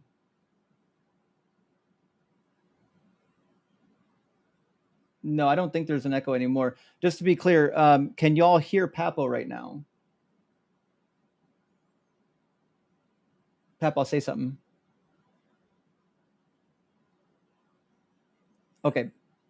Can you hear me? Can you hear me? Can you hear me? Can you hear me? They should be able to hear Can you you hear now. me? Unfortunately, it's just kind of echoey. I'll have to I'll have to take a look at that. That's just I'm sure it's something simple to resolve. But what's the situation, Papo? Are you at least 18, and do you believe in God? Yes, sir. That's my nickname. My name is Felix. Felix. Okay, give me 1 second, I Felix. called the other day, Right. Yep. but I put my nickname today. Sure. Okay, so I have an argument for God's existence. Do you think God's existence is obvious, 1 second. or should be obvious? Can you hear me? Give me a second. I'll be able to hear it in a second. All right, say something for me now. I'm routing your audio somewhere else. I can hear you now, and there's no. I can hear you now, and there's no echo. Oh, interesting. So I sent your audio somewhere else, and now the audience can't hear you. But give me 1 moment, and I'll make sure that they can hear you. Yeah, I know you can't hear on. I'm sorry. The audio routing coming into the mixer for some reason is setting it to extra places, and so that's this. I'll have to take a look at that. But it's not the end of the world. Let me change the microphone real quick to my soundboard. So we're just gonna do. Let's see, TikTok mix. Yeah, I'm sorry, buddy. I'm trying to implement a new soundboard here today, and it's mostly working, but not entirely working. So it's just one of those situations. All right, so we're gonna do uh, VB cable A, and we're gonna do output to VB cable A. All right, say something for us now. They should have heard you on TikTok. They should hear you on TikTok, but they didn't hear you just yet on YouTube on YouTube. But I'm going to add that audio manually real quick. Uh, it's not a problem until I figure out what's going on with the soundboard. I've got lots of virtual cables, so not that big of a deal. Now, when you talk, they should be able to hear you on YouTube. I'll combine all these sources into one later when I get it working. Pablo, say something for us. Okay, can you hear me now? Yeah, I Can can you hear hear me you. now?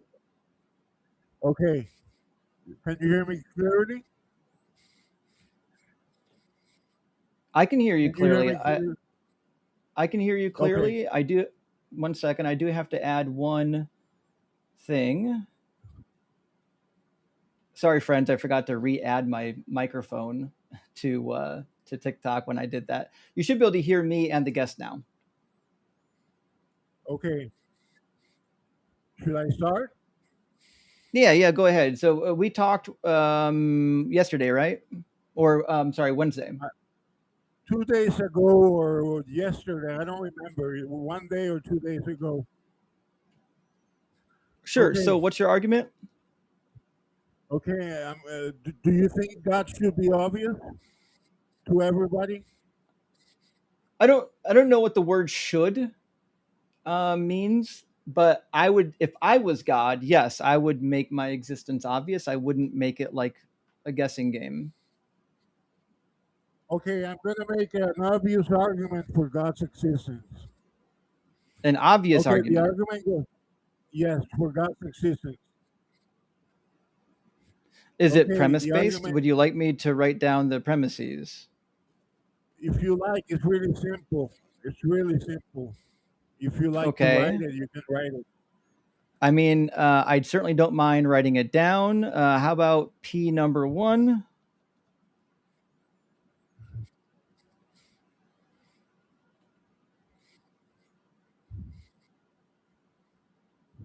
Do you have P number one ready?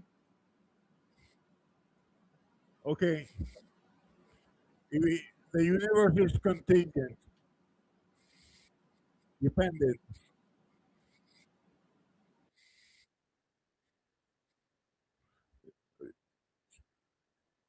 If the universe is dependent, it follows that a necessary being exists, and that necessary being is God. That's the argument. Okay. So if the universe is dependent, then it requires A non-dependent being exists. an external, non-dependent Non-dependent being exists. being, an agent, or just a being meaning anything that exists. No, no, it's an agent by definition. I'll go through that later on. The Okay. attributes. What's P2? Okay, the universe is contingent, correct? No. No, why not? You have to support that still. Yeah. Why would I think that the universe is contingent? Okay, because there are contingent beings in the universe. The parts are contingent, therefore the whole is contingent. I'm looking What at. is Give the me a whole second. without the parts? For everyone on TikTok, I'm looking at the video on TikTok, and I'm because someone said the video's getting weird, and it is. It keeps bumping over for some reason. I've never seen this glitch before. There's a button that keeps popping up saying request, and I think I know why. Give me a second to pop a guest up in here. I'm going to pull Cyber up because I think that's why it's glitching. Give me a second. Usually there's a button there on the screen to tell people that they can request up, but that button is like jumping in and out. Now that I got Cyber up here, the button's not jumping in and out. What a weird glitch. Sorry about that, y'all. Cyber, can you hear me?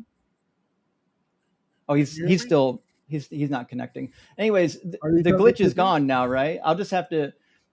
What I'll do is I'll request up on my backup account. Not a big deal, and I'll just stay in the box. So let me do that.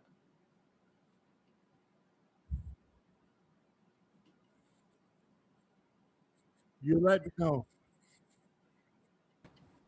Okay, Okay. the glitch should be gone. I've got my backup account in here. It'll just sit in here for the rest of the stream. So the universe is dependent needs support, and I don't know what the support is going to be. I'm familiar with this argument, and I've yet to hear good support for this, other than saying, well, the stuff inside of the universe is contingent. But just because something in a set is contingent doesn't mean that the set itself is contingent, unless you can motivate it. Okay, the set is contingent, the whole is contingent because the part are contingent. And what is the That's whole without the parts? that's not how that works. What works? So you can't say that because the parts are contingent, the whole must be. Okay, but what is the whole without the parts? Well, the whole without the parts would be a different whole. It would still remain a whole? The whole would be a whole no matter what parts were in it. No, no, I mean without the parts. Without the parts, what is the whole? The whole is always the whole. Okay, so a whole can exist without the parts, is your point? Anytime you have a part, it's going to be included in the whole. So Exactly. what you're referring to right now is called the composition fallacy. Composition fallacy is a logical fallacy, and occurs when I somebody understand. assumes or argues that because a property is true of an element, that it must also be true of the set. Okay, if all the tiles are brown, what is the whole? If all the tiles, If all the tiles are brown, color brown, what is the whole? what's the set? Define the set. Oh, uh, the parts are brown, color brown, the parts. Right, but What what is is the the whole? set? What's the set? By set, you mean whole? the set of all things, or whatever set the tiles are in. Okay, the sum of the parts is the whole by definition. I agree. The set of all things is just the set of all things. I agree. Exactly. So if all the tiles are color brown, what is the whole? Brown or No, some other color? the set of all things would contain tiles that are brown, but it would contain lots of other stuff too. That's why it's the set of all things. So the whole would not be color brown, No, unless you define the whole as just the tiles but the whole is the sum of the parts. You agree? of all parts or just the tiles. Well, the tiles are the parts Okay, of what? of the whole. The whole of what? The the parts are the tile. The whole is the sum of the tiles, color brown. There we go. That's what I was asking. The sum of the tiles or the sum of all things. Okay. So if you have a sum of tiles and all the tiles are brown, then you could say that all the tiles are brown, but the sum of all tiles is not a tile. So it wouldn't be proper to say that the sum of all tiles is in fact brown, because the sum of all tiles has different properties than being a tile. So the whole is not equal to the parts, to the sum of the parts is your point? Yeah, yeah. The whole is not equivalent. Like, it doesn't possess every single property that the part would have. So the whole would not be color brown? Well, the whole is not a tile. The So, whole is the sum of the tiles, color brown. but And yeah, if all the tiles are brown, the right, but whole the must be brown. right, but if we have a set that just includes all the tiles, that set itself is not a tile and doesn't have the properties of a tile. Okay, but what color would be? Would be It color wouldn't brown? it wouldn't be a color because it doesn't have color properties. Okay, so what it would be then? The sum of the tiles only? No, I'm trying to say this as easy as possible. If you have a set of things, the set itself is not equivalent to those things. A set is different than a thing. So you can't just say the property of a thing inside the set would be also owned by the set itself, because sets are not the same thing as things. Okay, so you're saying that the whole is not equal to the parts, to the sum of the parts. That is the It's case. That's different. why it's called the composition fallacy. Okay, so what is the whole without the tiles, without the The whole parts? without the tiles would be the whole of whatever was left. It would still remain a whole. If there's something in it, yeah. So there must be tiles, there must be parts to be a whole, correct? No, not if there's no tiles. You just said there's no tiles. Okay, because this is self-evident. If the whole is the sum of the parts, the whole cannot be anything but the sum of the parts But by a sum, definition. is different than the part. Like the sum of two plus two is different than a two or a plus. Okay, I agree. But if all the parts are contingent and the whole is the sum of the parts, the whole cannot be anything else but contingent. Are you No, I saying that it could disagree. be We necessary? we just covered this.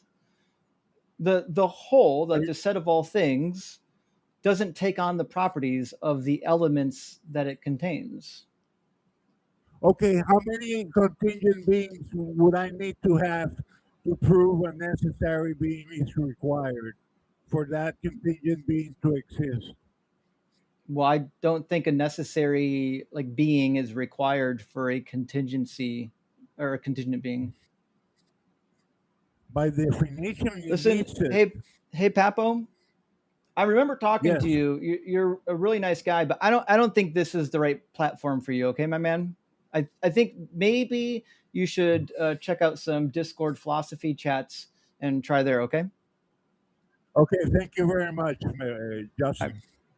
All right. Cheers, buddy. Take care. I got to be honest. Now that I recognize the guy, I don't want to. I don't think we need to have this conversation. I don't think it's going to go anywhere, and it's just going to kind of like I guess we might say punching down. Is that the right word for it? But nevertheless, hey, Heathen Reason, good to see you. Thank you for the $20 super chat, friend. I drove back to Indiana from North Carolina in one shot. That's a huge fucking drive. Flying through the mountains in West Virginia at 80 miles an hour. That's pretty fucking hard to do. I've been through West Virginia mountains, and sometimes like the fastest you can go is like 50. They're so curvy. Listening to you cook Phil Bros kept me laughing. Made it 11 hours. Thanks again, sir. That is fucking crazy. But you know what? To be fair, if I was on a long road trip, I would listen to debates too. I love listening to a good debate or a podcast when I'm traveling. Thank you so much, Heathen Reason. And also from Dimitri. Hey, Dimitri, thank you so much for the $10 super chat, friend. Says, I genuinely think Felix isn't well. He calls into every possible show and doesn't retain any information from any of those calls. His memory just wipes. Cooking as always, Justin Rockhard for Doug. Well, thank you. I appreciate that. And you know what? I think that is the case. I'm not sure this is something that Felix should be up to. As nice as he is, I'm not sure this is his calling. So hopefully he does get. I hope he gets treated well, at least by others. But Gary, thank you so much for the super chat. W666. Hey bud, got my dumpster fire mug. Muchas gracias. Hey, I'm glad you got it, my friend. USMC vet disappointed in USA's 250th, but wishing you and your family a safe 4th. Rock hard for Doug and straight for Justin. Well, thank you so much, Gary. I appreciate that. Hopefully you have a great 4th and set off some fireworks for me. I live kind of in town. I don't want to set off fireworks. I don't want to, destroy any property, but set some off for me, my friend. And from Kurt says, Felix is the GOAT. He destroys every show he calls into. That might be the case, actually. Oh, poor Felix. And Bacon and Bushes, I feel like tonight's education on the subject of brown holes will be enlightening. Now, not what I was expecting, but I did read the syllabus. But I didn't read the syllabus. True. If you don't read the syllabus, you can't complain about what's coming. You know what I mean? And Kurt says, though he was starting with tag, then started to sound like Russell's paradox, Felix can't decide what he wants to cook, but he will cook. Well, Felix is trying. Felix, a.k.a. Papo, he is doing his best. It's just, it seems to be that Papo needs to, I think there's probably a better place for Papo to hang out at, but all right, I've got a number of people waiting to get in, so I'm going to grab next in line, which I believe was going to be Truth Teller and then Enlightened Quack. I'm pretty sure that's the order that they arrived.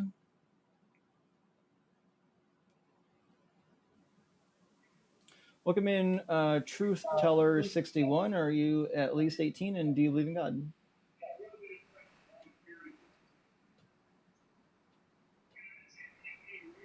Truth?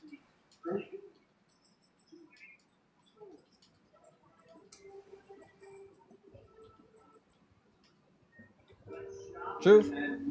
Hey, Truth. Can you hear me? Well, you should be able to hear me. I can hear myself playing through the speakers. Guess that means we're on to Enlightened Quack for our guest. And then after that, I'm pretty sure it's Joseph. Hello. Welcome in Enlightened. Are you at least 18? And do you believe in God? Yes, I'm 23 and I'm Christian. Cool. What do you think is the best evidence or argument for the Christian God existing? Sure. So my argument's pretty straightforward. I think history vindicates Jesus's self-identification as the Messiah and the Son of Man figure from the Book of Daniel. The Book of Daniel, therefore, Christian history. Cool. Yeah. You want to give support for either of those? I think I do agree that Daniel 7, the famous Son of Man passage, is referring to what we might call a Messiah. but I'm not sure I would agree Mhm. that Jesus is that. So what would be like a reason to believe that he was? Well, that's interesting. I do think there are messianic allusions for that, but my evidence comes more from Daniel chapter 9. Daniel chapter 9, we're told of a 7-year long tribulation, 7-year long war, and that the temple and the sanctuary and the city are destroyed in the middle of that war. And I just think that's a description of the Jewish-Roman War. And then we're also told that the Messiah is unalive. Excuse me, Messiah is unalive before that happens. Sure. Well, I'm pretty familiar with Daniel 9. I don't actually think any of those things are accurate descriptions of what's happening in Daniel 9. Would you want to go through it with me? Yeah, I mean, I'm aware of the critical scholarship, and I agree it's 2nd century, if that's where you're going. Nope. Oh, okay. Yeah, by all means, make a case. Yeah, I mean, certainly you could make a case that it's 2nd century, and then from there you would just say something like, well, given that it's 2nd century, it wasn't actually written by Daniel, yada yada. But I don't know if any of that matters, because if it was written in the 2nd century, theoretically it could still be talking about a future Messiah. That whether or not Daniel wrote it, it might be irrelevant to whether or not it's true. Right. But I don't. 1 second. Let me change the browser real quick so it's not getting blocked. There we go. Now you should be able to see it. So I don't have a good reason to believe that Daniel 9. Can you scroll down a little bit? It's kind of clipping. There it is. Yeah. So do you want me to address Daniel 9 first, or would you like to address it first? I think I can address it first. I think I can make the skeptical case, right? So this is about the Antiochian persecutions. And so the 7 weeks, the start of that is with the unalivement of Onias, the high priest. Yeah, the third. That's the anointed one. And then after that, you get this 7-year period from 171 to 164. And then midway through, that's with the revolt of, what's his name? One of the high priests revolted, Jason. Oh, well, yeah, it's kind of. So Jason became high priest through treachery. Actually, there was a precursor to him becoming the high priest. Somebody else tried to do it before him. Anyways, there was some treachery afoot. Jason ended up getting the high priesthood, like right as Onias III was being deposed and then eventually executed. And then Jason made a covenant with the Grecians, specifically Antiochus, so that they would cut off the offerings and sacrifices, and then they would also desecrate the temple, the desolation of abomination, so on and so forth. Yeah, we would be on the same page with this particular reading. Yeah, and so all I'm saying is that, I grant all that. I think it's true. I have a peculiar way of reading it, though. I think it simultaneously anticipates future events because of the genre. It's apocalyptic, so it's like seeing into the spiritual realm and stuff. But even if that's not the case, I think Jesus appealing to it in the Olivet Discourse means he's anticipating a recapitulation of these events, but in so a dual fulfillment. Mm-hmm. So I don't believe that dual fulfillments are a thing. I think they're nonsensical, and the reason why is because the second time it happens, the dual part of it never actually matches the what the prophecy says. It just has to be like, I don't know, vaguely familiar or vaguely similar, and then people are like, oh, it's a dual fulfillment. But I mean, to me, that's kind of silly, because theoretically this could have been Bar Kokhba. It could have been any number of fake messiahs that did a secondary fulfillment. Pretty clearly, obviously, about Antiochus. I have no good reason to believe that there's a secondary meaning that goes hundreds of years, let's say 150 years into the future and tags onto Jesus. Right. So I would just say this. I think there's other two possibilities. Either we're left with a pretty remarkable coincidence, or Jesus was actually onto something. And so obviously I prefer the latter explanation, because this is something that actually brought me back into Christianity when I was going through it down. But yeah, sure. So at the end of Daniel 9, everyone focuses on the 70 weeks. I'm not really concerned with that. I'm concerned with the last weeks. So at the end of the 70 weeks, an anointed one perishes, unalives. And then there's a 7-year war. And then the temple is destroyed in the middle of that 7-year war. And so I would say that lines up remarkably well with the first Jewish-Roman War, with the events that transpired, because first Jewish-Roman War was 7 years. And how long yeah, after Jesus dying was the temple destroyed? It was about an extra 40, 40 years, yeah, 38. 70 AD. So a little bit less, but yeah. So that wouldn't have happened within the time period allotted. Right. I do think there's a gap of 40 years Why? for the gospel to spread. Why? So the prophecy doesn't say anything about a gap. It's just a 70 times 7 prophecy, 490 years straight up. Yeah. Why would we put a gap in there just to make Jesus fit it? Well, I mean, Jesus himself claims that the gospel, the kingdom, must first spread So before the end comes. so what? Well, I would just So say, I think one of the problems with saying, well, Jesus said something, right? The problem is that, cool, he said a lot of things, right? But until you can demonstrate that he is the Messiah, Jesus just saying something is not going to cause me to go and reinterpret what's in the Old Testament. Like the Old Testament is the foundation of how you know what the Messiah is going to do and what they're going to do and who they're going to be. So you can't just change it because the guy you like wants to change it. no, I agree. And so let me make a more modest claim. Regardless of whether this is prophecy or not, I'm just saying that Jesus is appealing to it. So he's anticipating that these events will unfold, and he's saying it'll happen within their lifetime. So the hypothesis I'm testing here is not whether Daniel is a prophecy of the first Jewish-Roman war. It's whether Jesus's specific interpretation is correct or not. But I don't think that it would be correct.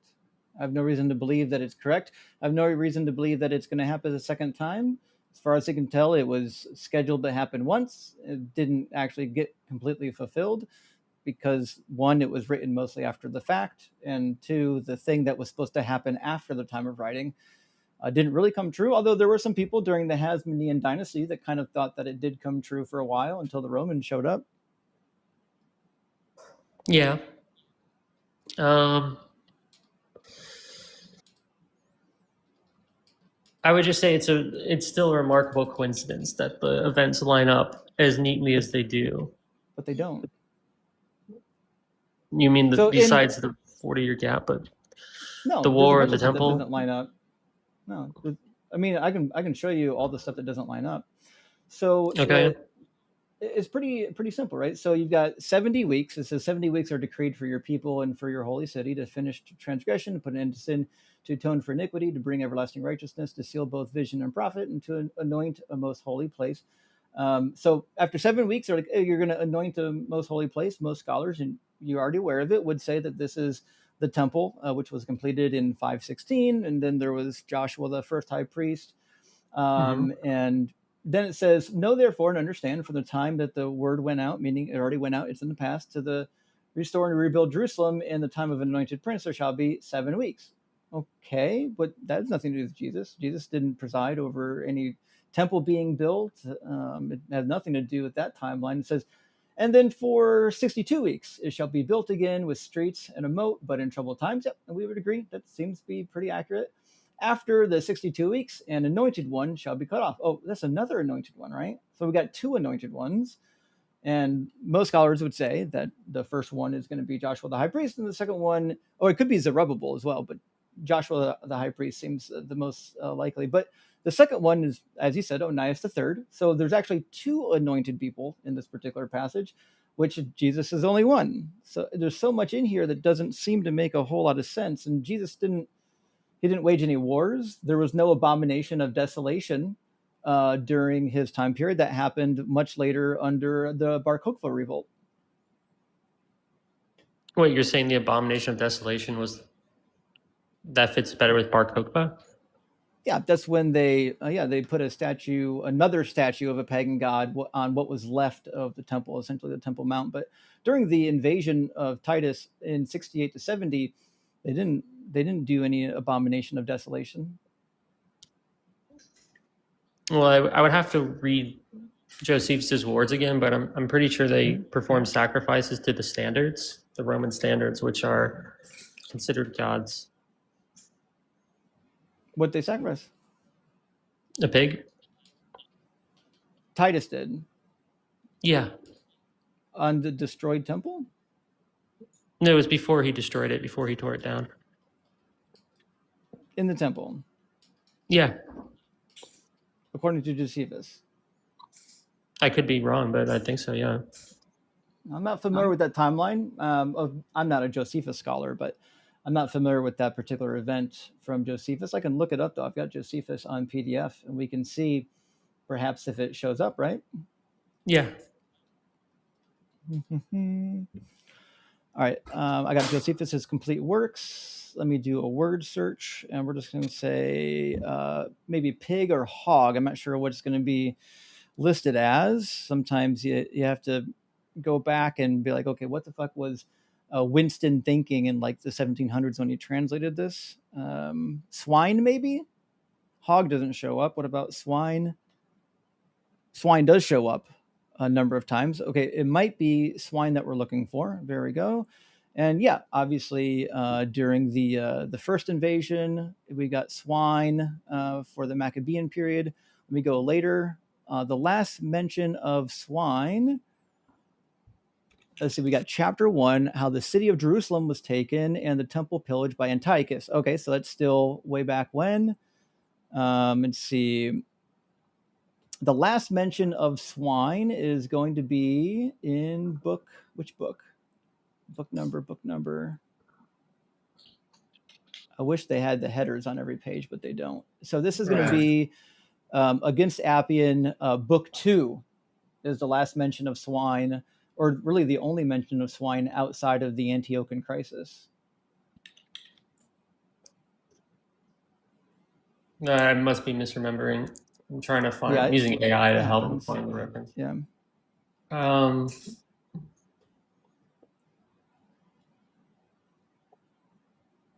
Oh, okay. The Romans set their ensigns upon the eastern gate and did offer sacrifices to them.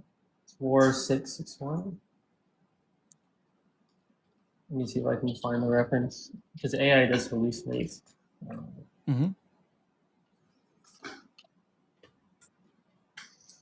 I talk about AI does have a habit of hallucinating. I set up an LLM on my computer to run through my library, and holy smokes, even the LLM that I set up would hallucinate sources from my own fucking library. I'm like, that's not in there, and then sure enough, it would making up sources. It's pretty wild. It's pretty scary, honestly.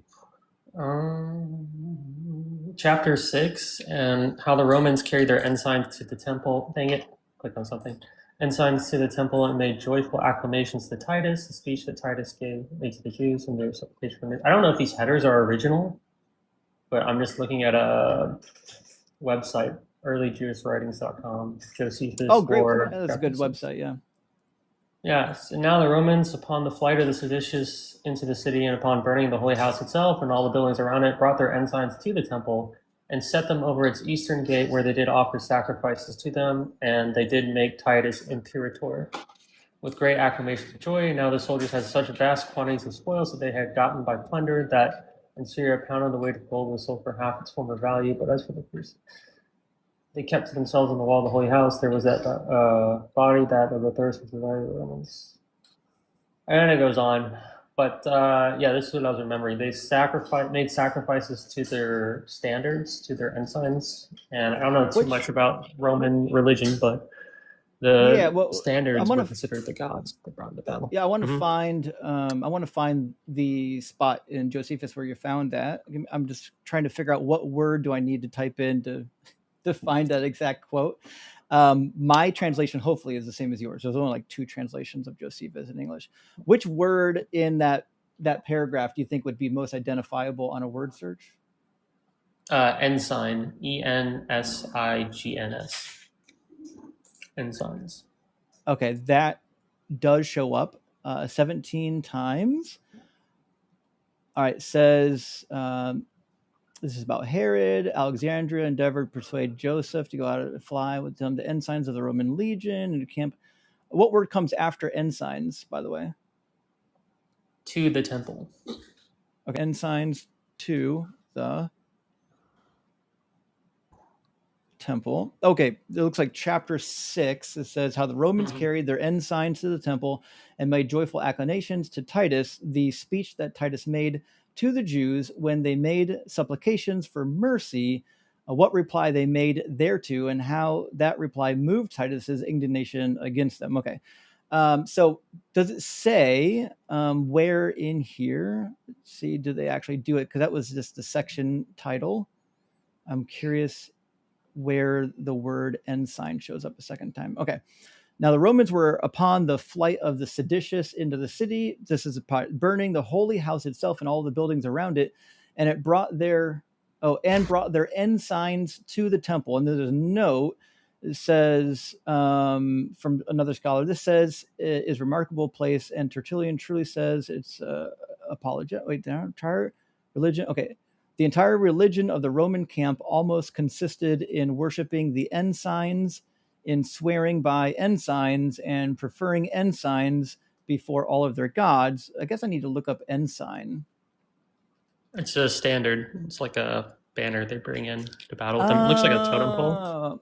Oh, like a victory banner. Yeah. Okay, so they went to the temple and they put up like a Roman victory banner, it sounds like. Mm-hmm. Oh, that's interesting. I mean, I wouldn't count that as an abomination, but that actually really is interesting. I didn't realize that Romans would find that to be like a valuable practice. They saw it as worthy of veneration. I don't know if they were gods, incarnations of gods, representatives of God, how it worked, because I'm not a scholar on Roman religion, but I do know they worship them to some extent.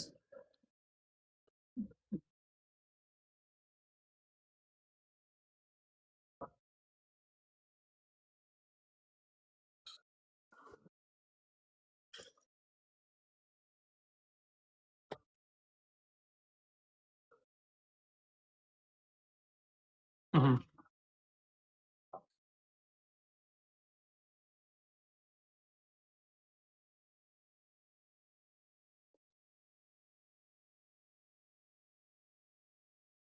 Mm-hmm. Yeah, so that's just my case, is that they destroyed it, which I think the text clearly says it's destroyed. And that is the abomination of desolation. I guess you did point out one flaw in the theory, the 40-year gap, but I still find that a remarkable coincidence, and it's not really hard for me to massage out the 40-year gap since I'm going off of Jesus's interpretation.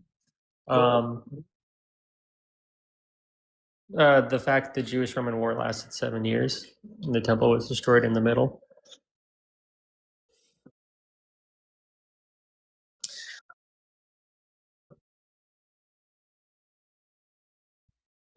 Yeah, 70 AD.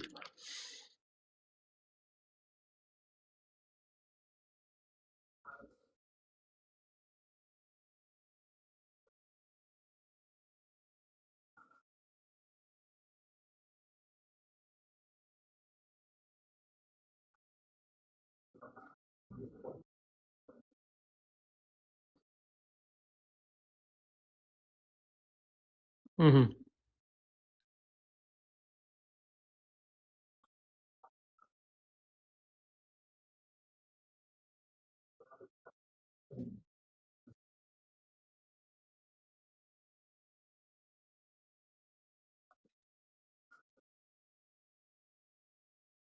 Titus.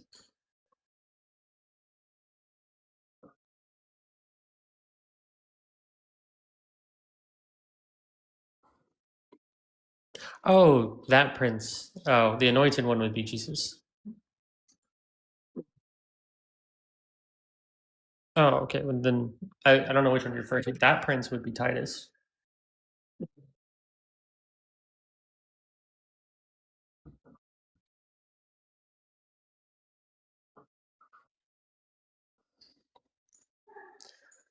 Um, no, I don't. I mean, maybe Vespasian did with some of the Jews.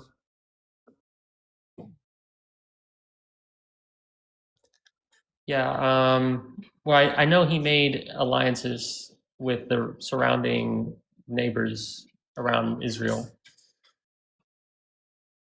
So I guess that detail doesn't fit too well. I would have to, yeah, I would have to look more into that.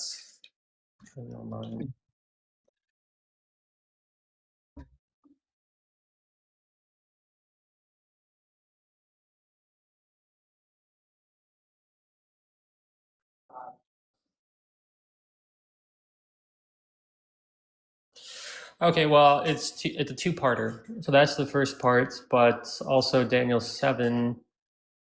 I'm not talking about the Son of Man. I mean, we can talk about that too, but I'm talking about the fourth beast, which most rabbinic commentators identify as Rome. It says that there's, pardon?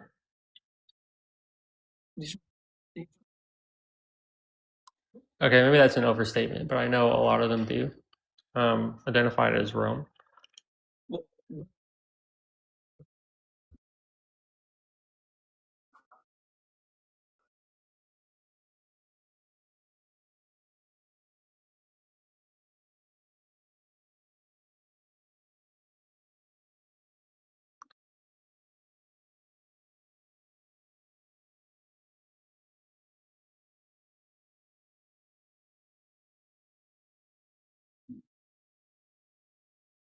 Hmm.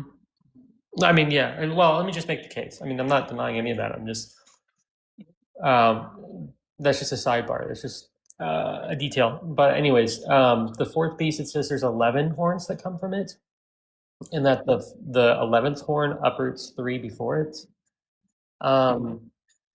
I see that as strongly correlating with Vespasian and the Year of the Four Emperors. Do you know about the Year of the Four Emperors?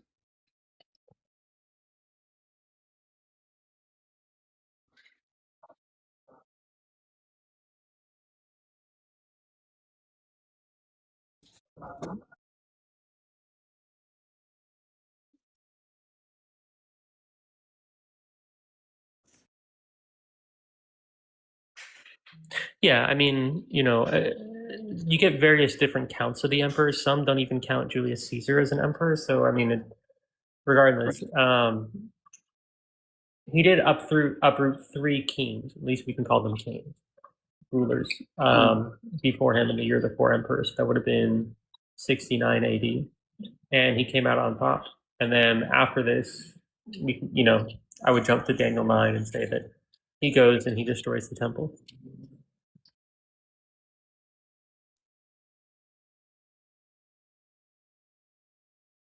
Oh, Vespasian did, not Titus. Oh, no. Titus is the second emperor in the Flavian dynasty. So Titus succeeds Vespasian, but Titus is his son, biological son.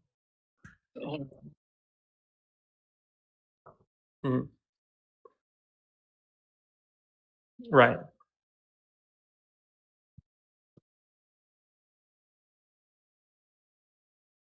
Well, I would say, yeah.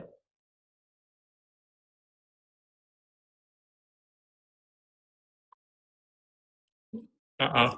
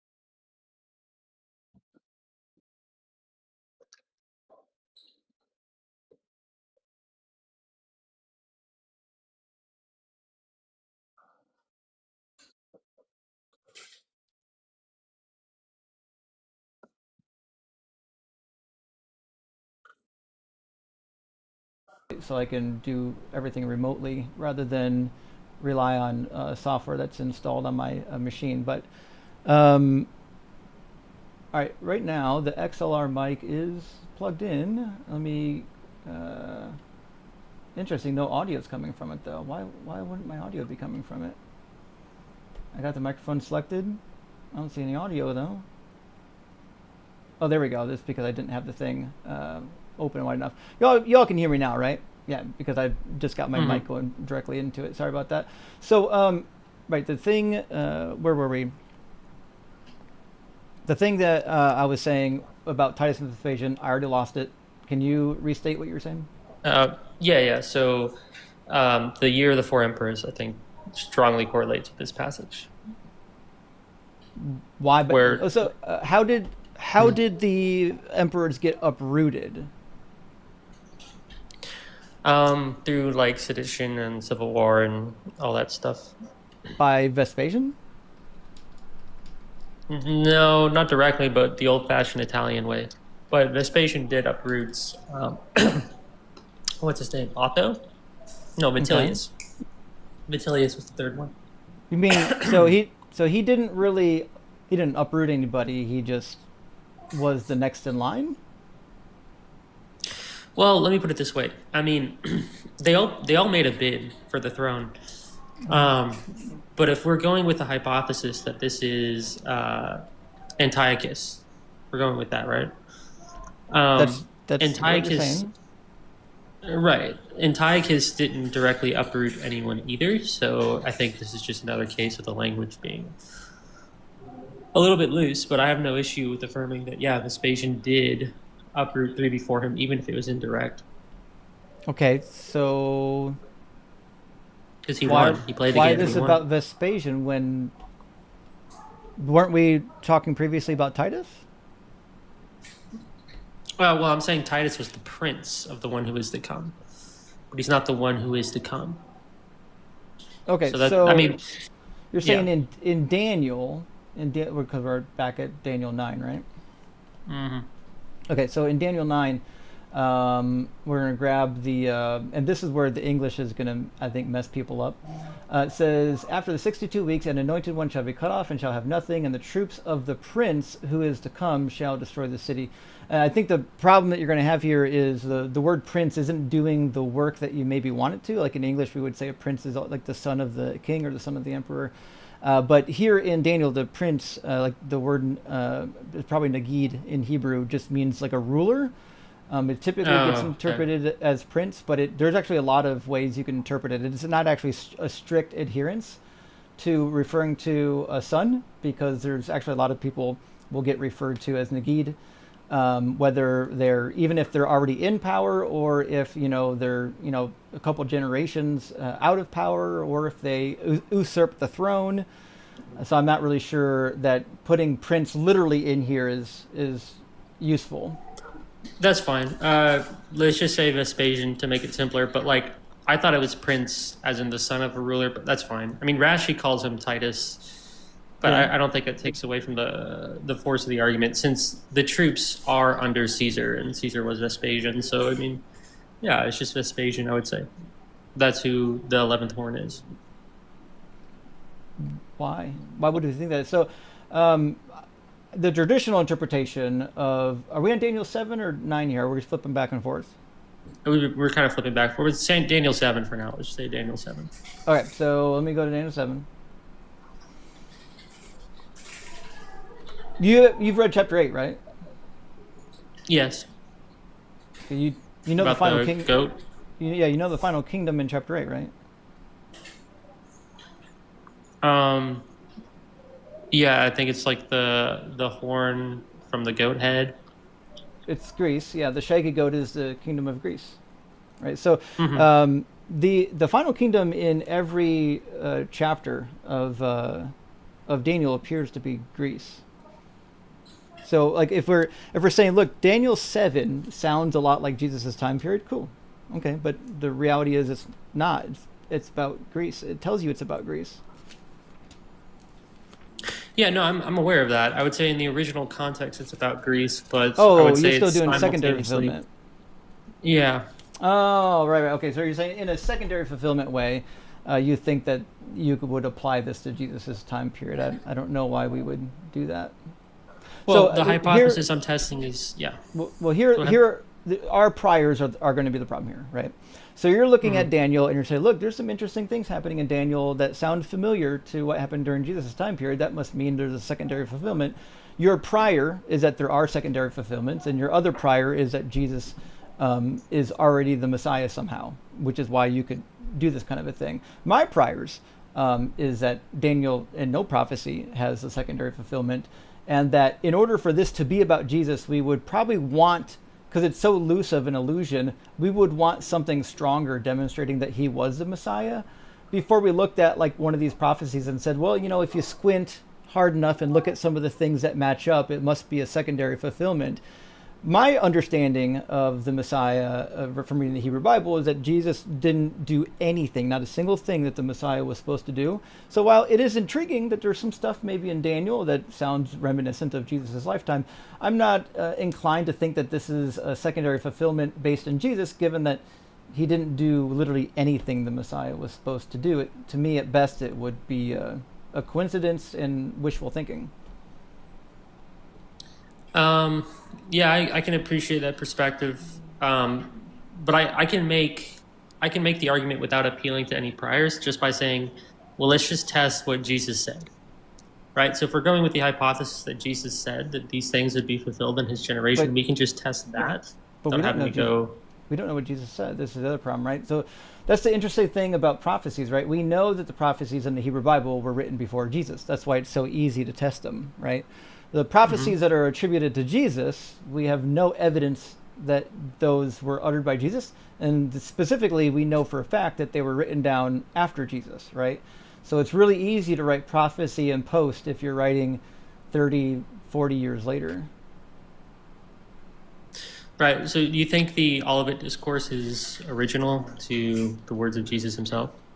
I don't really know if the Olivet Discourse is, but I think probably part of it, let's say, is like a remnant, a memory of some stuff that Jesus would say for a couple reasons. But I think the most powerful reason is because it included a couple promises that never came true, which if that was the case, that Jesus said these things and they knew that it didn't come true, seems reluctant.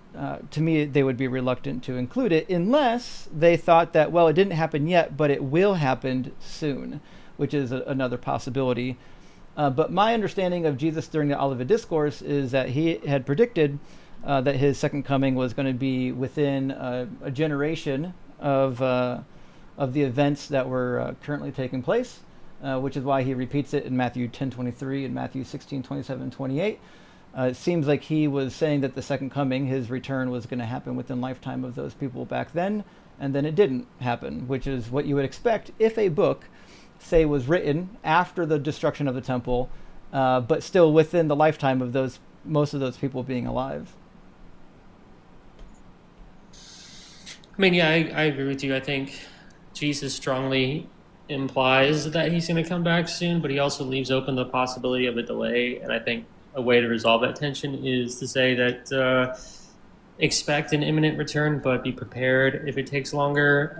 Anyways, that's a sidebar. Point is, like, the reason I accept Jesus's words in that passage as authentic is, yeah, part of the reason is what you said, right? Because he implies an imminent return, which is something I guess later writings sort of downplay, Christian writings downplay, but also it's because Paul makes an allusion to the Olivet Discourse in his letters, and we know those predate the Gospels. So, and also the Son of Man imagery, I mean, it's all over the Gospels. I think Jesus, the historical Jesus, read Daniel and read himself into it. No, I agree. I think the historical Jesus did. I agree. I think the historical Jesus and a lot of the people at Qumran thought that Jesus was going to be the Son of Man, or is the Son of Man. I just think that it was a failure.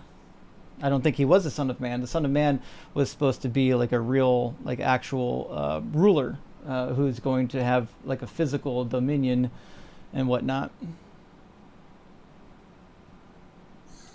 All right.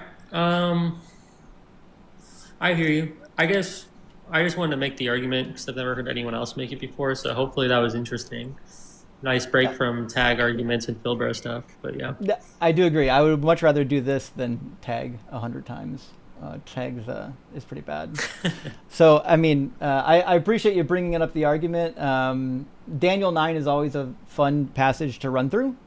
So we appreciate you coming in, and obviously coming in and having I would say, a pleasant disposition. You know, we get a lot of people that come up here just kind of crash out, but you seem to be actually interested in a real conversation. So huge W. I appreciate that. Yeah. Thanks, man. Take care. All right. You too. Happy Cheers. 4th. Hey, happy 4th to you. Well, that was nice. Someone who came up and didn't just immediately crash out. Which, speaking of that, Matthew's back. Matthew's going to crash out for sure.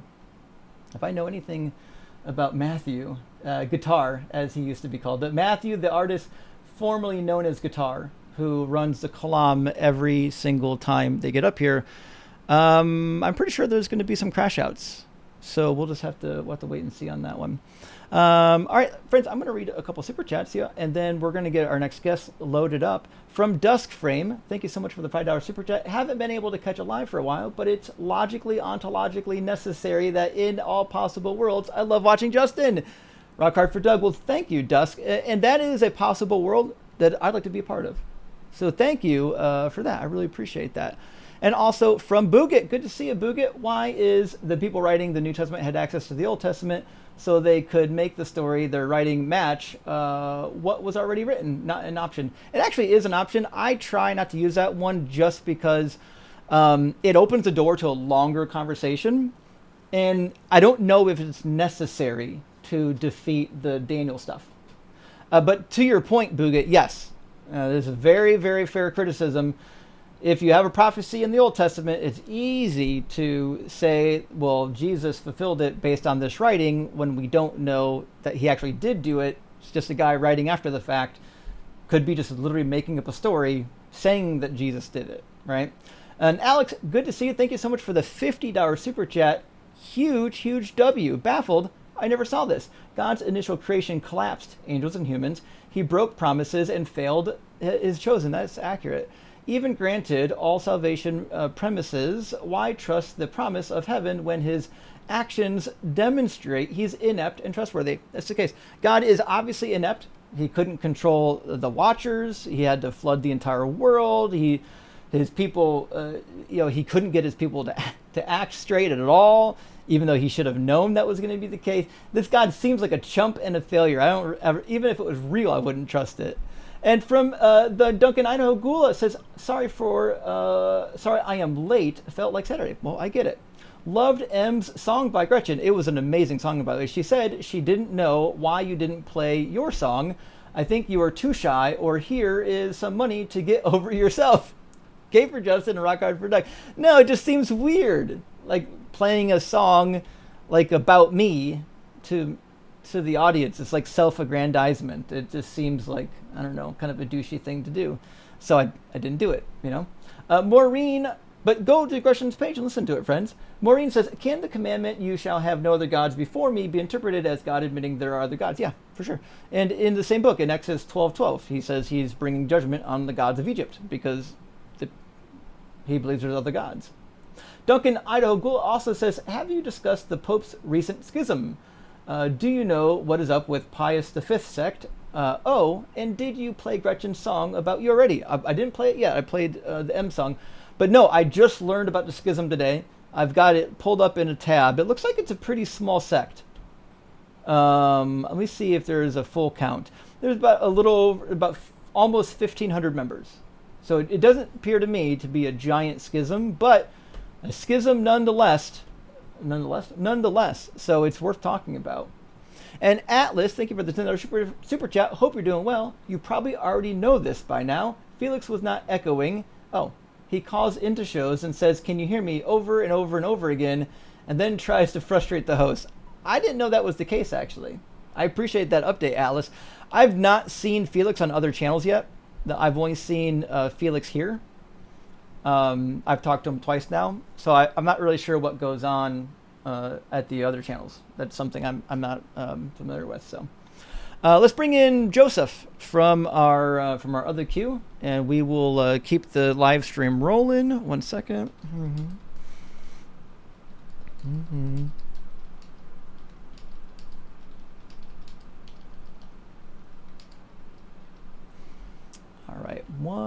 moment. All right. 1 second. We should be good. I got to refresh something real quick. Making updates to. There we go. It did save it. There we go. Making updates to something like while you're live is crazy. The mixer should be working now. You should hear me twice on YouTube now. There you go. So if I disable the direct microphone, you should only hear me once now. The mixer was just getting weird. Nevertheless, everyone should be able to hear me. I'm going to grab Joseph from the queue, and hopefully we'll get some decent conversation.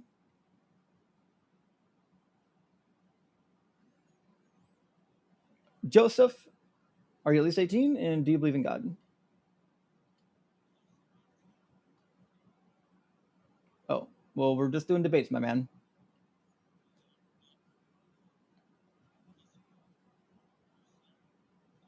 All right, so we're going to move on from that, and I guess we're going to bring in Matthew next. I don't know why people come up to talk to me if, in fact, they're an atheist. Friends, I have on the screen, prove me wrong. I didn't think that I needed to add to the screen something along the lines of only call in if you're a believer, but seems like that might be the route we're going to go here eventually. So I, to repeat it again, if you are a believer, we'd love to talk to you. If you're not a believer, hey, we're just talking to believers. So please respect the rules of the boundary. You had no guest audio on there? Oh, well, yeah, the reason why I had no guest audio on there is probably because I need to refresh this browser too. And, because he didn't have an audio output selected. Cool. I can select an audio output for them, though. Okay, fair enough. It's neither here nor there. We do have Matthew waiting to get in. Man, the TikTok stream is laggy. I might decrease the TikTok stream next time to like 720p. TikTok Studio just cannot keep up for some reason. I don't know why. All right, let's get Matthew in.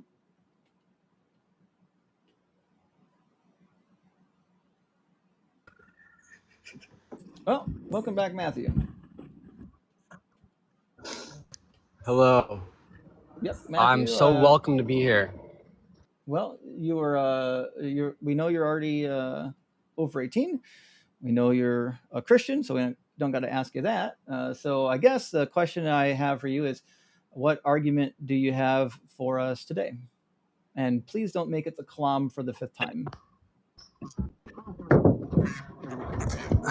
All right. So yeah, I just it's not going to be the Kalam. So yeah, we have empirically verified, retestable, testable, measurable, empirical evidence that's also mathematically proven that the universe began. Sure. What's that? Yeah. So it's just going to be Hubble's law. Cosmic microwave background is direct fossil evidence that we expanded from a hot dense state. And Hubble's law shows us that redshift, galaxies are moving apart. So we know that the universe is expanding empirically. We know that we expanded from a hot dense state empirically. What does this do for you? Yeah, we agree that the observable universe is so we have expanding. empirical. What now? The observable universe. So we don't empirically observe the expansion. We can't observe anything outside of our range of observation. That's why it's called the observable universe. Did we expand from a hot dense state? The observable portion of the universe obviously did.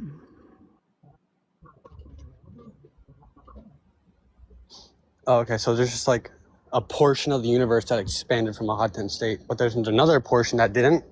Well, what it's saying is what we know exists, like the stuff that we can observe, that stuff appears to have expanded from a smaller, denser thing. But we have no idea what is outside of our range of observation, which means it's been expanding ever since.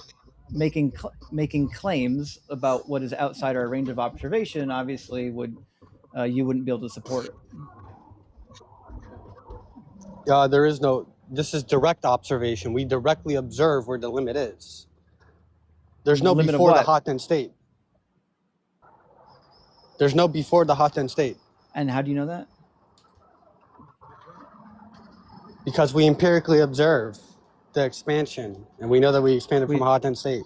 We agree, yes, that there is an expansion. Why would we believe there was Yeah, we nothing know where the prior limit's to at. that? I don't believe in nothing. Well, neither do I. So why would we believe that there was something prior to the expansion? Logically prior? Anything prior to the expansion, why would we believe that there was nothing? Okay, let me explain. So yeah, the reason we know is because this evidence I just now gave you is empirical evidence that the universe is expanding on average. But no, that's not what that means. Dr. Blitz said that on the live stream, so I mean. No, he didn't. You misunderstood him. I got the clip. Yeah, he did. Go to the clip. Go to the clip. Then it's on his page right now. You're misunderstanding the hypothesis. It's on his page right now. That Go you're ahead. trying to use. And so when you say It's on his page. expanding on average, this isn't a hypothesis.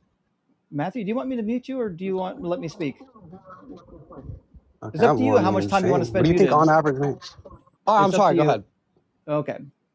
So on average means from the beginning of time, right? From the beginning of time, forever, right? The universe has been expanding. First of all, that's a circular argument. If your goal is to prove that the universe started when the expansion started, then your first premise can't be it started then. That's the whole thing. If it was expanding on average for all of time, it would mean that your conclusion is true. So you can't prove your conclusion being true with the first premise assuming that your conclusion is true. So by expanding on average, first of all, you're assuming that it had a starting point rather than a static state for a period, or rather than a period of contraction or anything else.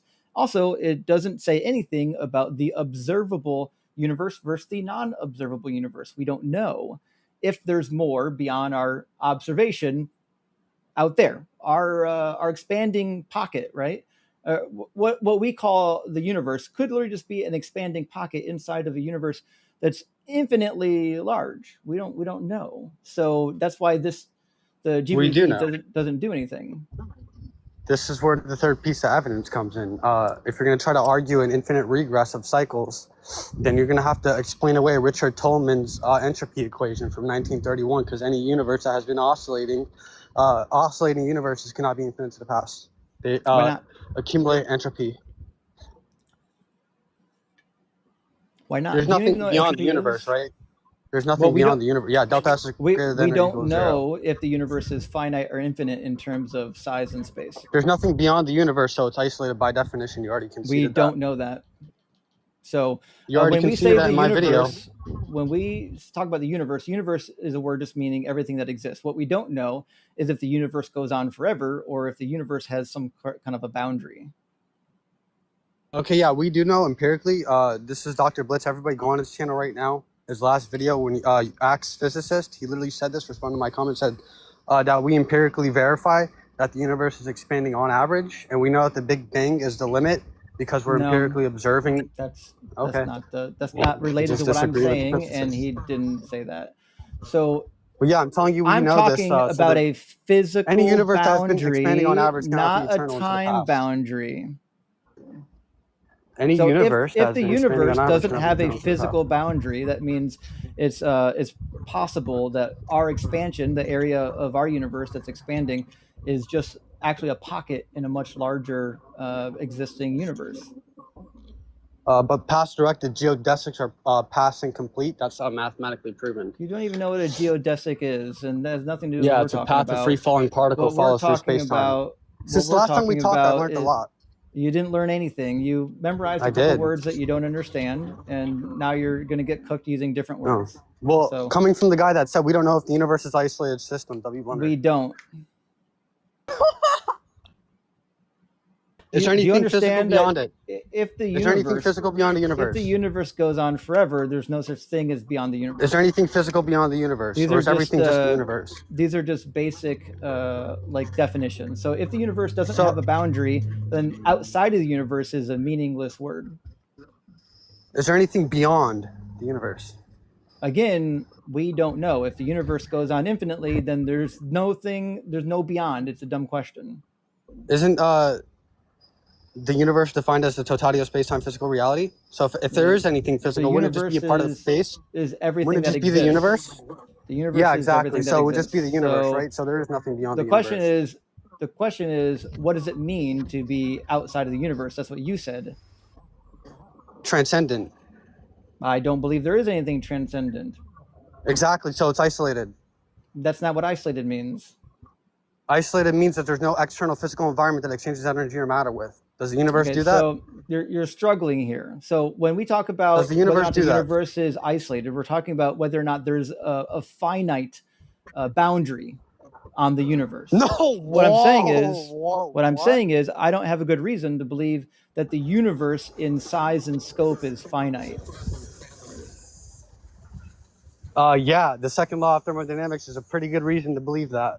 No, it's not. Second law of thermodynamics says nothing about whether or not the universe has a boundary.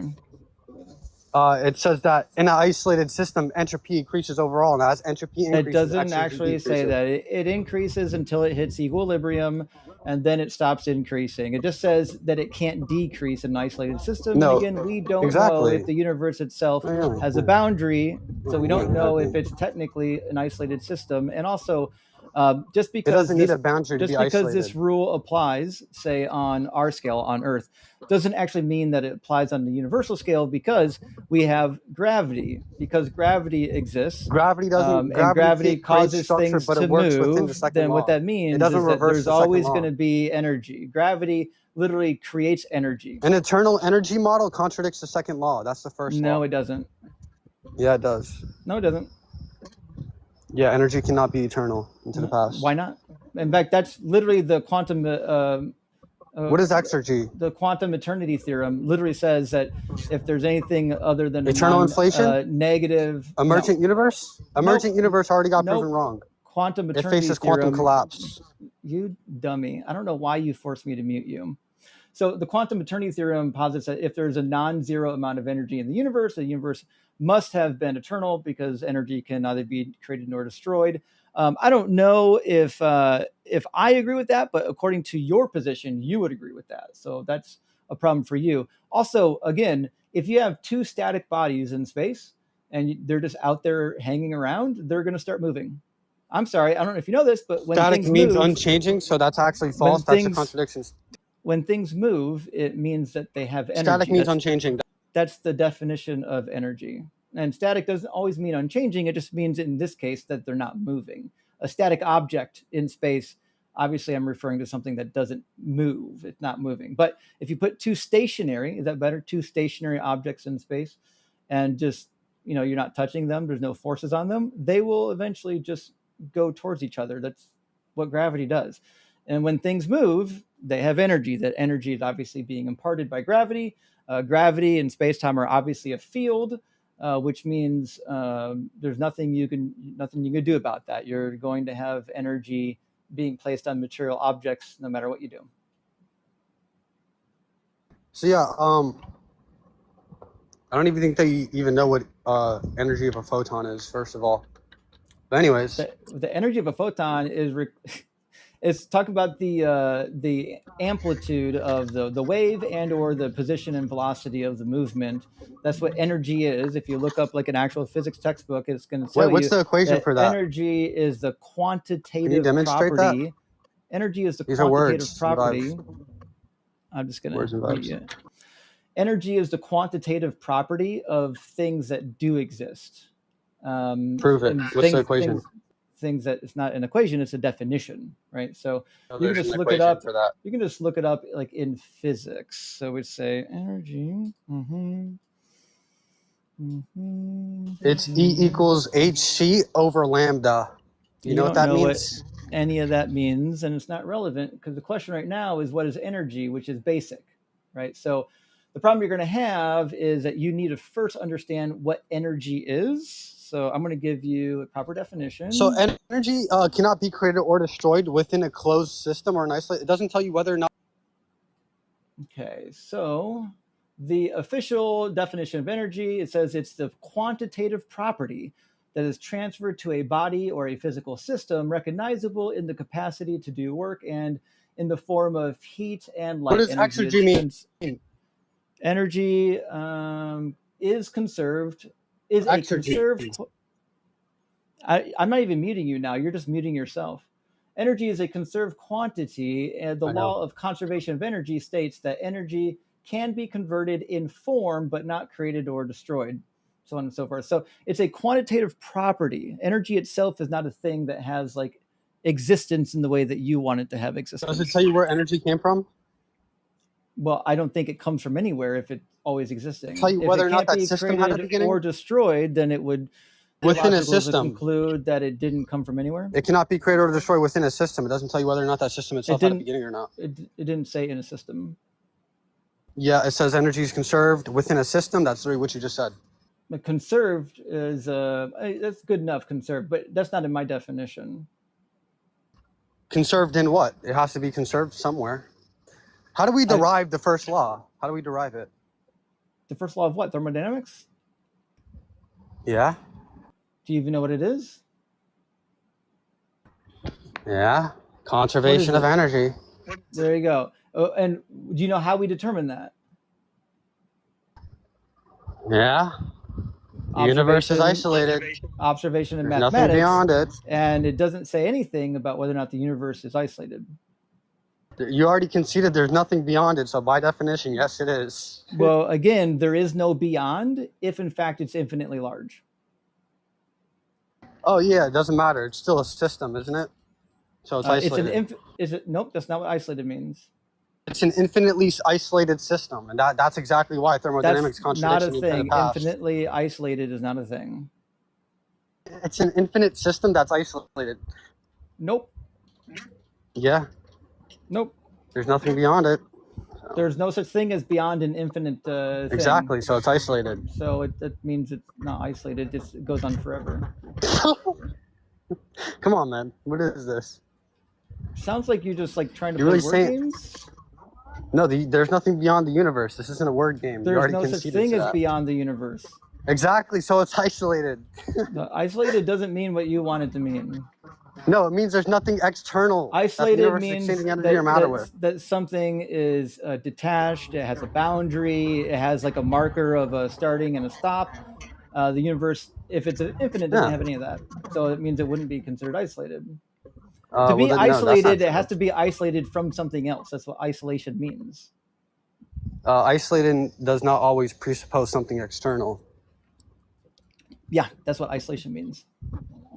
We're telling you that there's nothing external. Isolated does not presuppose an external environment. It's the actual opposite. Isolated literally means that it's a container, or it's a grouping of something independent of something else, even if the something else, say, is empty void. Nothing. But again, if the universe, it goes on forever, there's no such thing as an empty void. It's just an infinite universe, so the word isolated isn't really applicable. Actually, no, that's wrong. So the universe could still be infinite into the past and infinitely cycling, but that doesn't change the fact that there's nothing beyond it. I didn't say the past. You said it's infinite. I said infinite in size 100 times. I'm not talking infinite about having a past space infinity. And time is infinite? I'm saying if space is infinite in space and time, meaning we know space isn't the physical realm, then what that means is that there's no such thing as the universe being an isolated system. This is not what you want to say, that space is infinite. What you want to say is that space is infinitely contracting and expanding, because space is not infinite. We know this. That's not my argument. Space itself is expanding currently. It's not infinite. We don't know that. We do. It's empirical. I already told you that. No, we don't. No, Dr. Blitz admitted it. Yep. No, he didn't. Nope. Cope. Nope. Yep. Go on the stream then. Go ahead. Go. Right now. It's 1 minute into the video. Go ahead. Buddy, 1 minute into the video. You're confusing the universe with the observable universe. That's a huge There is problem. no such thing outside of our observable universe. I'm not. How do you know that? How could you possibly know? I'm using the observable universe. How could you possibly know that outside of our observability is nothing? Observational cosmology shows us the limit. I'm not talking about outside of observational cosmology. The limit of what? We get to the Big Bang. No, I'm not talking about history. Are you dumb? I'm talking about size. I'm telling idiot. you. Yeah, the size is not infinite Then how do you know that? because the universe is expanding. No, our section of the universe is expanding. We don't know There is anything no other section. outside of our range Prove of it. Prove there's another outside section.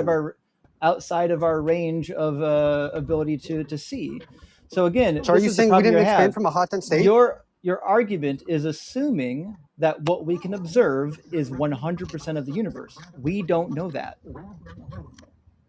So okay, so you're denying redshift and cosmic microwave background and the standard model in cosmology? No, I'm saying you fundamentally don't understand what you're saying. I agree that the area that we're in, this part of the universe, is obviously expanding. What I'm saying is we don't know what exists outside of our What happens range when you of mathematically trace it backwards? observation. Well, you don't know how to do math, and that's not what we're talking about. Oh, I don't know how to do math. So we all know What does that you can. what does you delta can mean? How do we you can calculate delta? reverse. Delta is a difference. You can reverse the universe back in time. You can reverse the universe back in time and you'll get to a hot dense state. We agree. That says nothing about what was before the hot dense state. And again, I'm not talking about infinite time. I haven't been talking about No, infinite before time the the hot dense entire state. time. There's no before. I haven't been talking about infinite time. The entire conversation has really nothing to do with what I'm talking about. I haven't mentioned it once. Okay, so time's finite then, right? No. So what I'm saying is, if in fact the No. universe is infinitely large, what that means is that what we can observe, the observable universe, could have something beyond it. And what's beyond it might not actually be expanding. We could be in a pocket of expansion. Just like, for example, there are star explosions, right? When a star explodes, that's an expansion event inside of our existing universe that we can observe. What I'm saying is it is possible that our expanding section of the universe, what we can observe, is part of a larger universe that we can't observe, and we don't know which one is going to be the case because obviously we're limited by our power of observation or our lack of power of observation, which means you can't make definitive statements about whether or not there is a beyond the observable universe. You have to talk about possibilities and probabilities. So yeah, gravity creates local small structures, but when you look at the largest scales, galaxies aren't. What's so funny? Galaxies aren't expanding. The solar system isn't expanding. You're not expanding. But when you look at the largest scales, space itself is expanding uniformly, and we know this empirically. So when we mathematically trace the expansion backward using our empirical evidence, you didn't listen to a word I said. The observable universe this is why no one actually likes talking to you, Matthew. You don't listen to anything universe stops anyone at the Big says. Bang. The observable universe stops at the Big Bang. We're not talking about the observable universe. Our observable universe. We're not talking about the observable universe. We're talking about the overall universe. Okay, so is there anything beyond the observable universe? That's what I'm saying. Is you're trying to make an argument that there's nothing beyond our observable universe, and I'm saying you don't know that to be the case. Where's the evidence? Your argument rests on the universe. Okay, give me a reason to believe that then. Your argument, the argument you gave, which is I'm talking about right now, depends on the universe not being infinite in the size, not the past. Your argument depends on the universe having some kind of a physical type of boundary, right? It doesn't go on forever, right? But you can't support that, but unless you can give me some, unless you can give me some evidence that would suggest that outside of our range of observation, there's nothing, then you're just wasting your time here.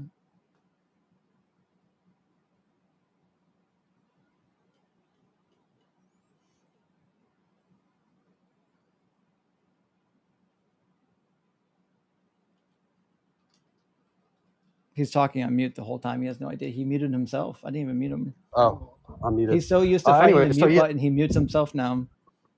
Let me tell you why I bring up expansion, cosmic microwave background, Hubble's law. So cosmic microwave background is the afterglow of the Big Bang. It's direct fossil evidence that the universe was once smaller, hotter, and denser. It has been expanding ever since. The observable universe. Oh yeah. Wait, what's beyond the observable universe? I keep telling you, you have no way of making definitive statements about the beyond what was the observable universe because you don't have any way to know beyond our region of observability. Wait, what is the Big Bang? The Big Bang is a cosmic event where the part of the universe that we can observe expanded. The part of the universe? That we can observe. You're presupposing that this isn't all that there is. Prove I'm it. not presupposing it. What I'm saying Yeah, is you that are. we can only observe a portion. It's just Empirically? It's just definitively true. Yeah, our powers of observation. What are we observing, though? What our are we powers of observing? observation are not infinite. What are we observing? The universe. Expanding? The observable universe is expanding, not the entire universe that we know of. From where? From a central point. Are you confused? Okay, and this central point, was there anything? Did you forget your talking points about the Big Bang? Is that the beginning of space itself expanding? Is that the beginning of space itself expanding? Yes or no? It's the beginning of a current expansion event, is what I would say. Of what? Of the our observable universe. Yeah, that's. Oh yeah, but wait, is space itself expanding from the Big Bang? Yes or no? Literally every scientist agrees with is that the Big Bang happened and that our observability, the area that we can see, is currently expanding, and we can fucking measure the rate of expansion too. Yeah, we expanded from a hot dense state, correct? Our observable universe did, yeah. Yeah, space itself started to expand at the hot dense state. So what was prior to the hot dense state? Expansion? I don't know that to be the case, but yes, my belief and you don't want to say that space is infinite. Is that prior? Yeah, I do. Prior to the expansion, there's no reason to believe. Yeah, it does. There's no reason to believe that there was nothing. Give me an argument. If space is infinite, if space was infinite, like how you're trying to say, then there would never have been a hot dense state to begin with. Why? Because space is infinite. There's no starting point for infinity. I'm not talking about a starting point for infinity. Are you? Is that an argument? Do you know what space means? You just not conceded to one. I didn't. Space is referring to a. We'll call it just not conceded to a starting point. It's a relational location. So if space is infinite, then what that means is that our Big Bang, it could just be something happening locally within the overall universe. That's what it would mean. That's false. That's false. So space expands inside of space. Demonstrate that. No, I'm not saying. So now you're going to space is expanding in space. Nope, I didn't say that at all. Okay, so what's the argument then? So again, space. What are you saying then? I'm confused. You are very confused, I know. Space is like something that pervades the entire universe. Even if our observable universe is small. Okay. Wait, so is space itself infinite or is it infinitely expanding? Which one is it? Again, it could be infinitely large in size, which means we are a pocket inside of a much larger universe that space would pervade all of. Time? I have no reason to believe that. No. I have no reason to believe that. Okay, well, let me just ask you one real quick question, just to make sure that, like, what we're doing here is. So, can you tell me what allows SN plus is greater than SN? What allows that? I have no fucking idea. What allows SN? What allows SN approaching infinity as N approaches infinity? What allows that? I have no idea what you're talking about. Listen, Matt, I'm glad that you went on the internet and you learned like a couple formulas that you can like wave around and pretend like you're smart and you can like do math and understand them. But this is like super fucking cringe, man. Just like walking around asking people if they know like niche formulas that you looked up. I mean, do you know how to calculate root mean square? Probably not. But fucking guess what? I learned to do it when I was in school. It's a meaningless endeavor. You're just wasting your time. You're looking like a fool. And, it's kind of getting boring. You keep doing the same argument over and over again. Every time you just talk about the beginning of the universe and you think that like maybe the next time I'll get it, but you don't get it. You never actually listen. You don't even know the rebuttals. So I'm going to move on to an adult. Okay. Let me know when your testy descend and you can come on back. It's crazy that these like 12-year-old kids out here think that they're just going to like run around and cook people when they don't even understand the words that they're using. Okay. I'm going to grab a couple of super chats, friends, and then we're going to get our next guest pulled in here. Hey, from Dre from Costa Rica says that caller was insufferable, bro. Have you watched any World Cup matches? Well, that is true, but also no. I know people are going to be mad. I'll apologize ahead of time. I don't fucking like soccer at all. To me, it's like boring as shit. It's like watching ping pong. It's I get it. If you grew up playing soccer, you probably think it's a lot of fun. I didn't. I think it's super boring and uninteresting. That's on me. If you like soccer, I love it for you. Keiko says, "Hi, Justin. Next time the Philbros speak happens, start speaking Hebrew. Wait, next time the Philbros speak happens. I mean, they use the niche jargon. Start speaking Hebrew and see how they respond. That's a good idea. Just start using another language, and then when they don't know the language, like, I'm sorry, you're dumb if you don't know it. You should know this already. That's actually a good idea." And Ben says, had a very bad day, but coming home and tuning into this live was immediately calming for whatever reason. Son, thanks, Justin. Go Logic. Well, fuck, Ben. I'm happy that we can bring a little bit of relief to you. Hopefully, you'll find some entertainment here, or at least you get to witness a good crash out or two. You know what I mean? And TJN says, I don't want to start any blasphemous rumors, but I think that God has a sixth sense of humor, and when I die, expect to find him laughing. Well, I think that could be quite likely if he exists, or he's maniacal and awful and doesn't deserve our respect. T Pineapple says, if the universe is infinite, there is by definition an infinite amount of energy. If you decrease infinite energy, you still have infinite energy. Yeah, you nailed it. If the universe goes on infinitely, which we don't know, then that means there's an infinite amount of energy. Although, if space-time goes on infinitely, that means you're going to have infinite energy as well, because the space-time field is going to impart energy on whatever body is around it. So I don't have a good reason to believe, as far as I can tell, that space-time, the space-time field, is like somehow only existing inside of like where matter would exist. As far as I can tell, it seems to pervade all things. Let me see.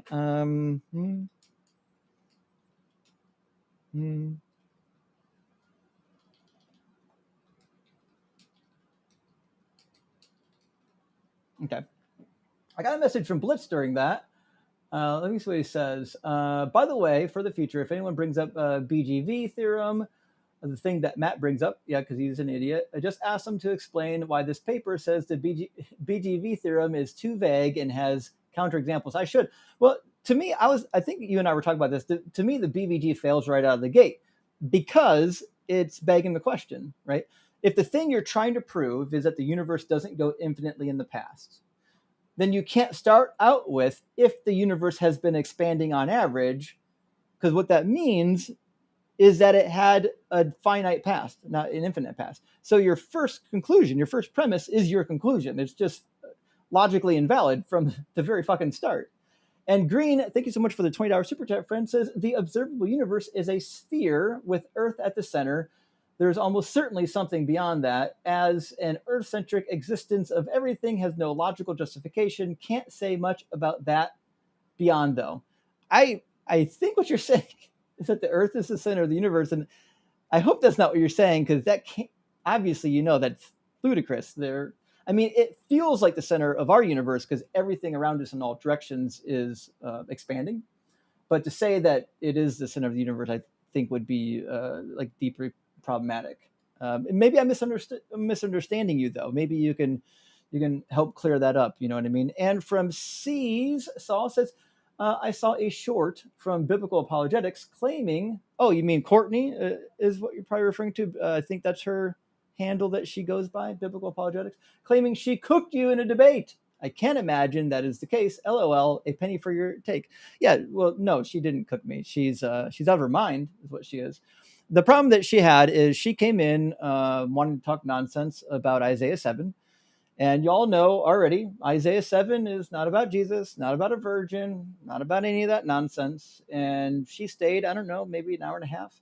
I didn't really get anywhere. And then eventually she said she had to leave and take care of her kids, which is fine.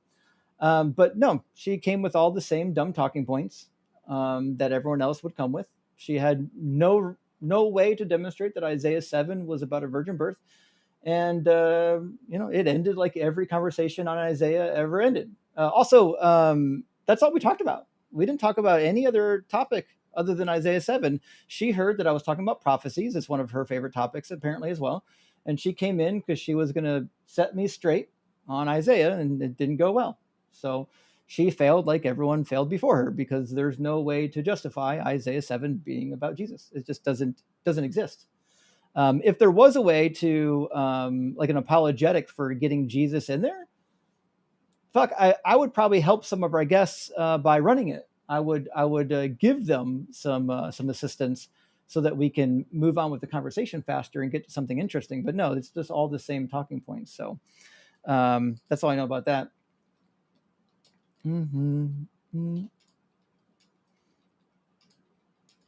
Give me 1 second. Let's see. I got to write down notes for Matthew real quick, because I don't want to forget what we talked about, because he's been up here so many times that I got to make sure I'm writing down something good. Let's see.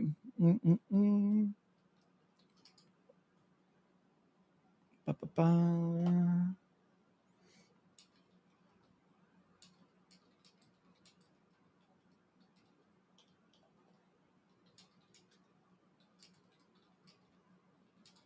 Okay. Believe it or not, I think Will is next in, and then after Will is going to be D. So let me grab Will, and then we will grab D, and we'll keep the party rolling.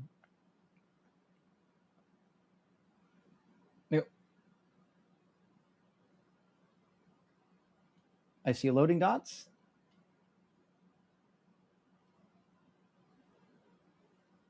Maybe Will's going to connect. We'll see.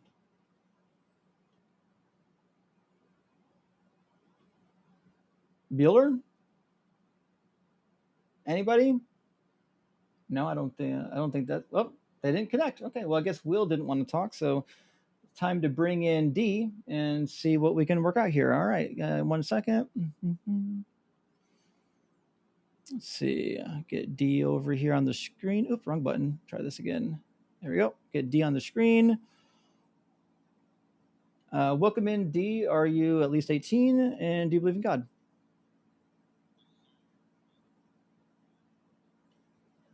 All right, 1 second.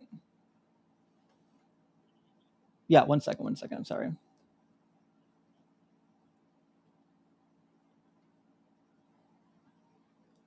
All right, I was just routing the audio real quick. Yeah, so you're over 18 and you do believe in God. Which God?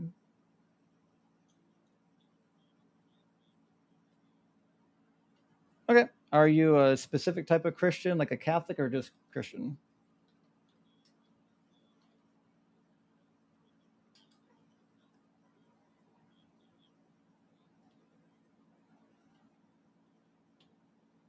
Okay. So what do you? It's okay. What do you think is the best piece of evidence or argument for the Christian God?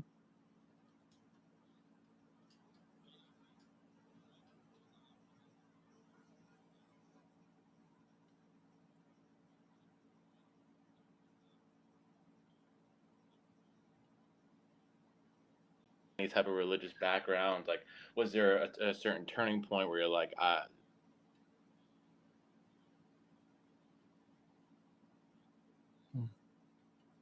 Well, give me 1 second. I gotta do one thing. All right, you guys should be able to hear the guest on TikTok now. Can you say something for us? Did you guys hear that? Oh, probably not. 1 second. I apologize. All right, what about now? Let's see if you can hear D. You hear him on TikTok? No? I'm here, no? Weird. Wonder why the soundboard just quit on me. Odd. Okay. I guess we'll have to change the output to some error. Man, fucking audio routing is a nightmare tonight. Well, I'm implementing some new software that was supposed to make life easier, but I'm seeing a couple issues with my soundboard that doesn't want to quite cooperate. So we'll work on that. But you guys should be able to hear D now. I'm routing it directly to a cable inside of TikTok. Say something now first, D.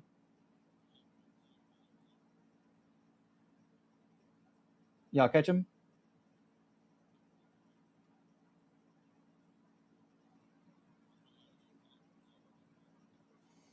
I can hear you great. For some, oh, you know what? Hold on. 1 second. I changed my audio. That's why, not yours. Oops. Okay, I gotta send my audio to. Oh, fucking A. That's not even the right thing. Okay. My apologies, friends. I was sending the guest audio to the wrong place. All right, say something first now, real quick.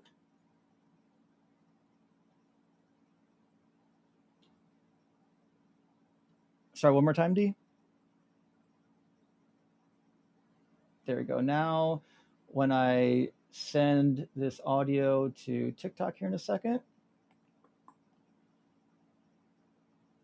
they should be able to hear now. You guys got them?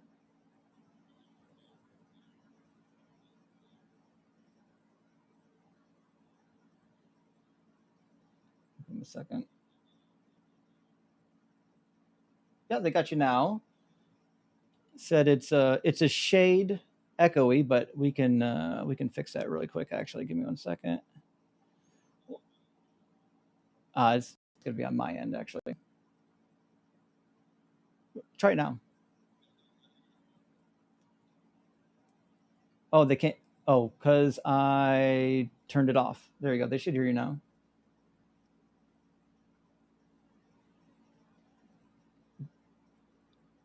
D, Now can I you say can't that? hear you, Justin. You can't hear me? Change something. Jesus fuck! What a clusterfuck this soundboard is. Okay. Well, I'm just gonna disable my fucking soundboard and use the old one. I apologize. This is ridiculous. It's ridiculous. All right, I'm just Hello, change the out. hello. Yeah. We'll just change the output to VB cable. Cool. VB cable A. Hey, Justin, I can't seem to hear you now. Yeah, I know.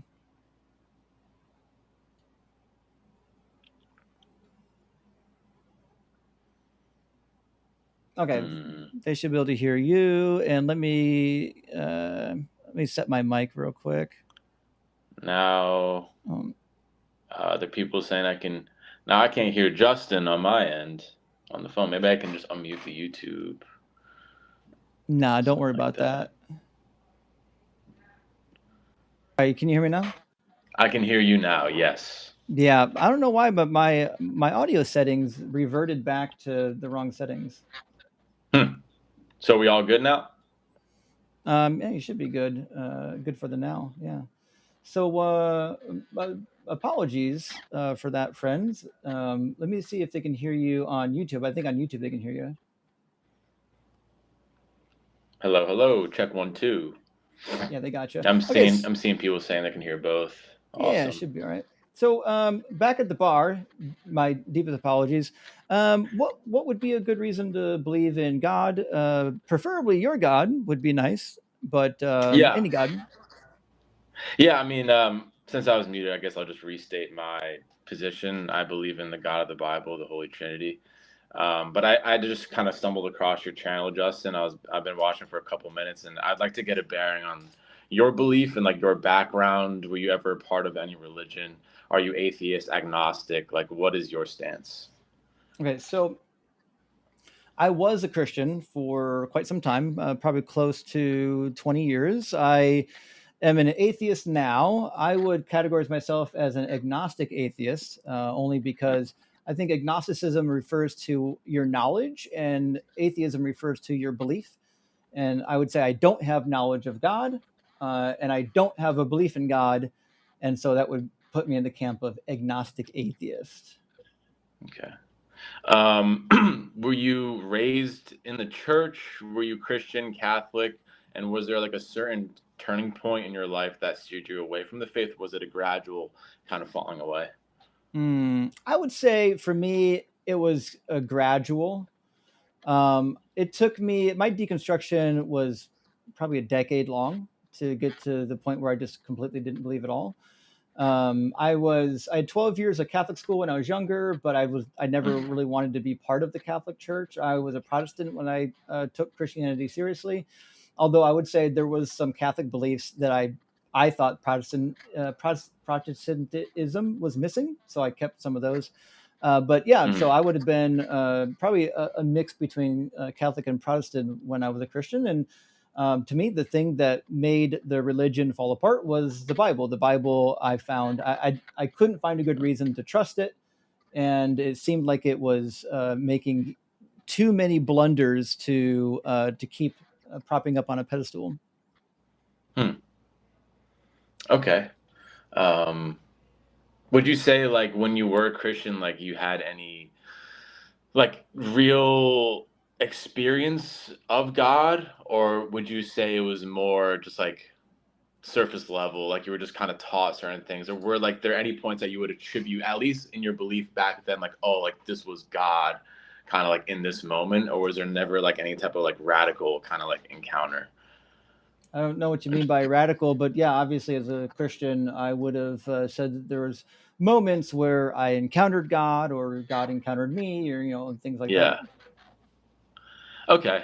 Yeah, because some people, like including myself, there was like, I mean, obviously from an atheist perspective, it's gonna sound crazy, but like that moment of being like born again, like I felt because I was raised kind of like the opposite of you. I was more atheist turned Christian, or like more New Age spiritual and turned Christian.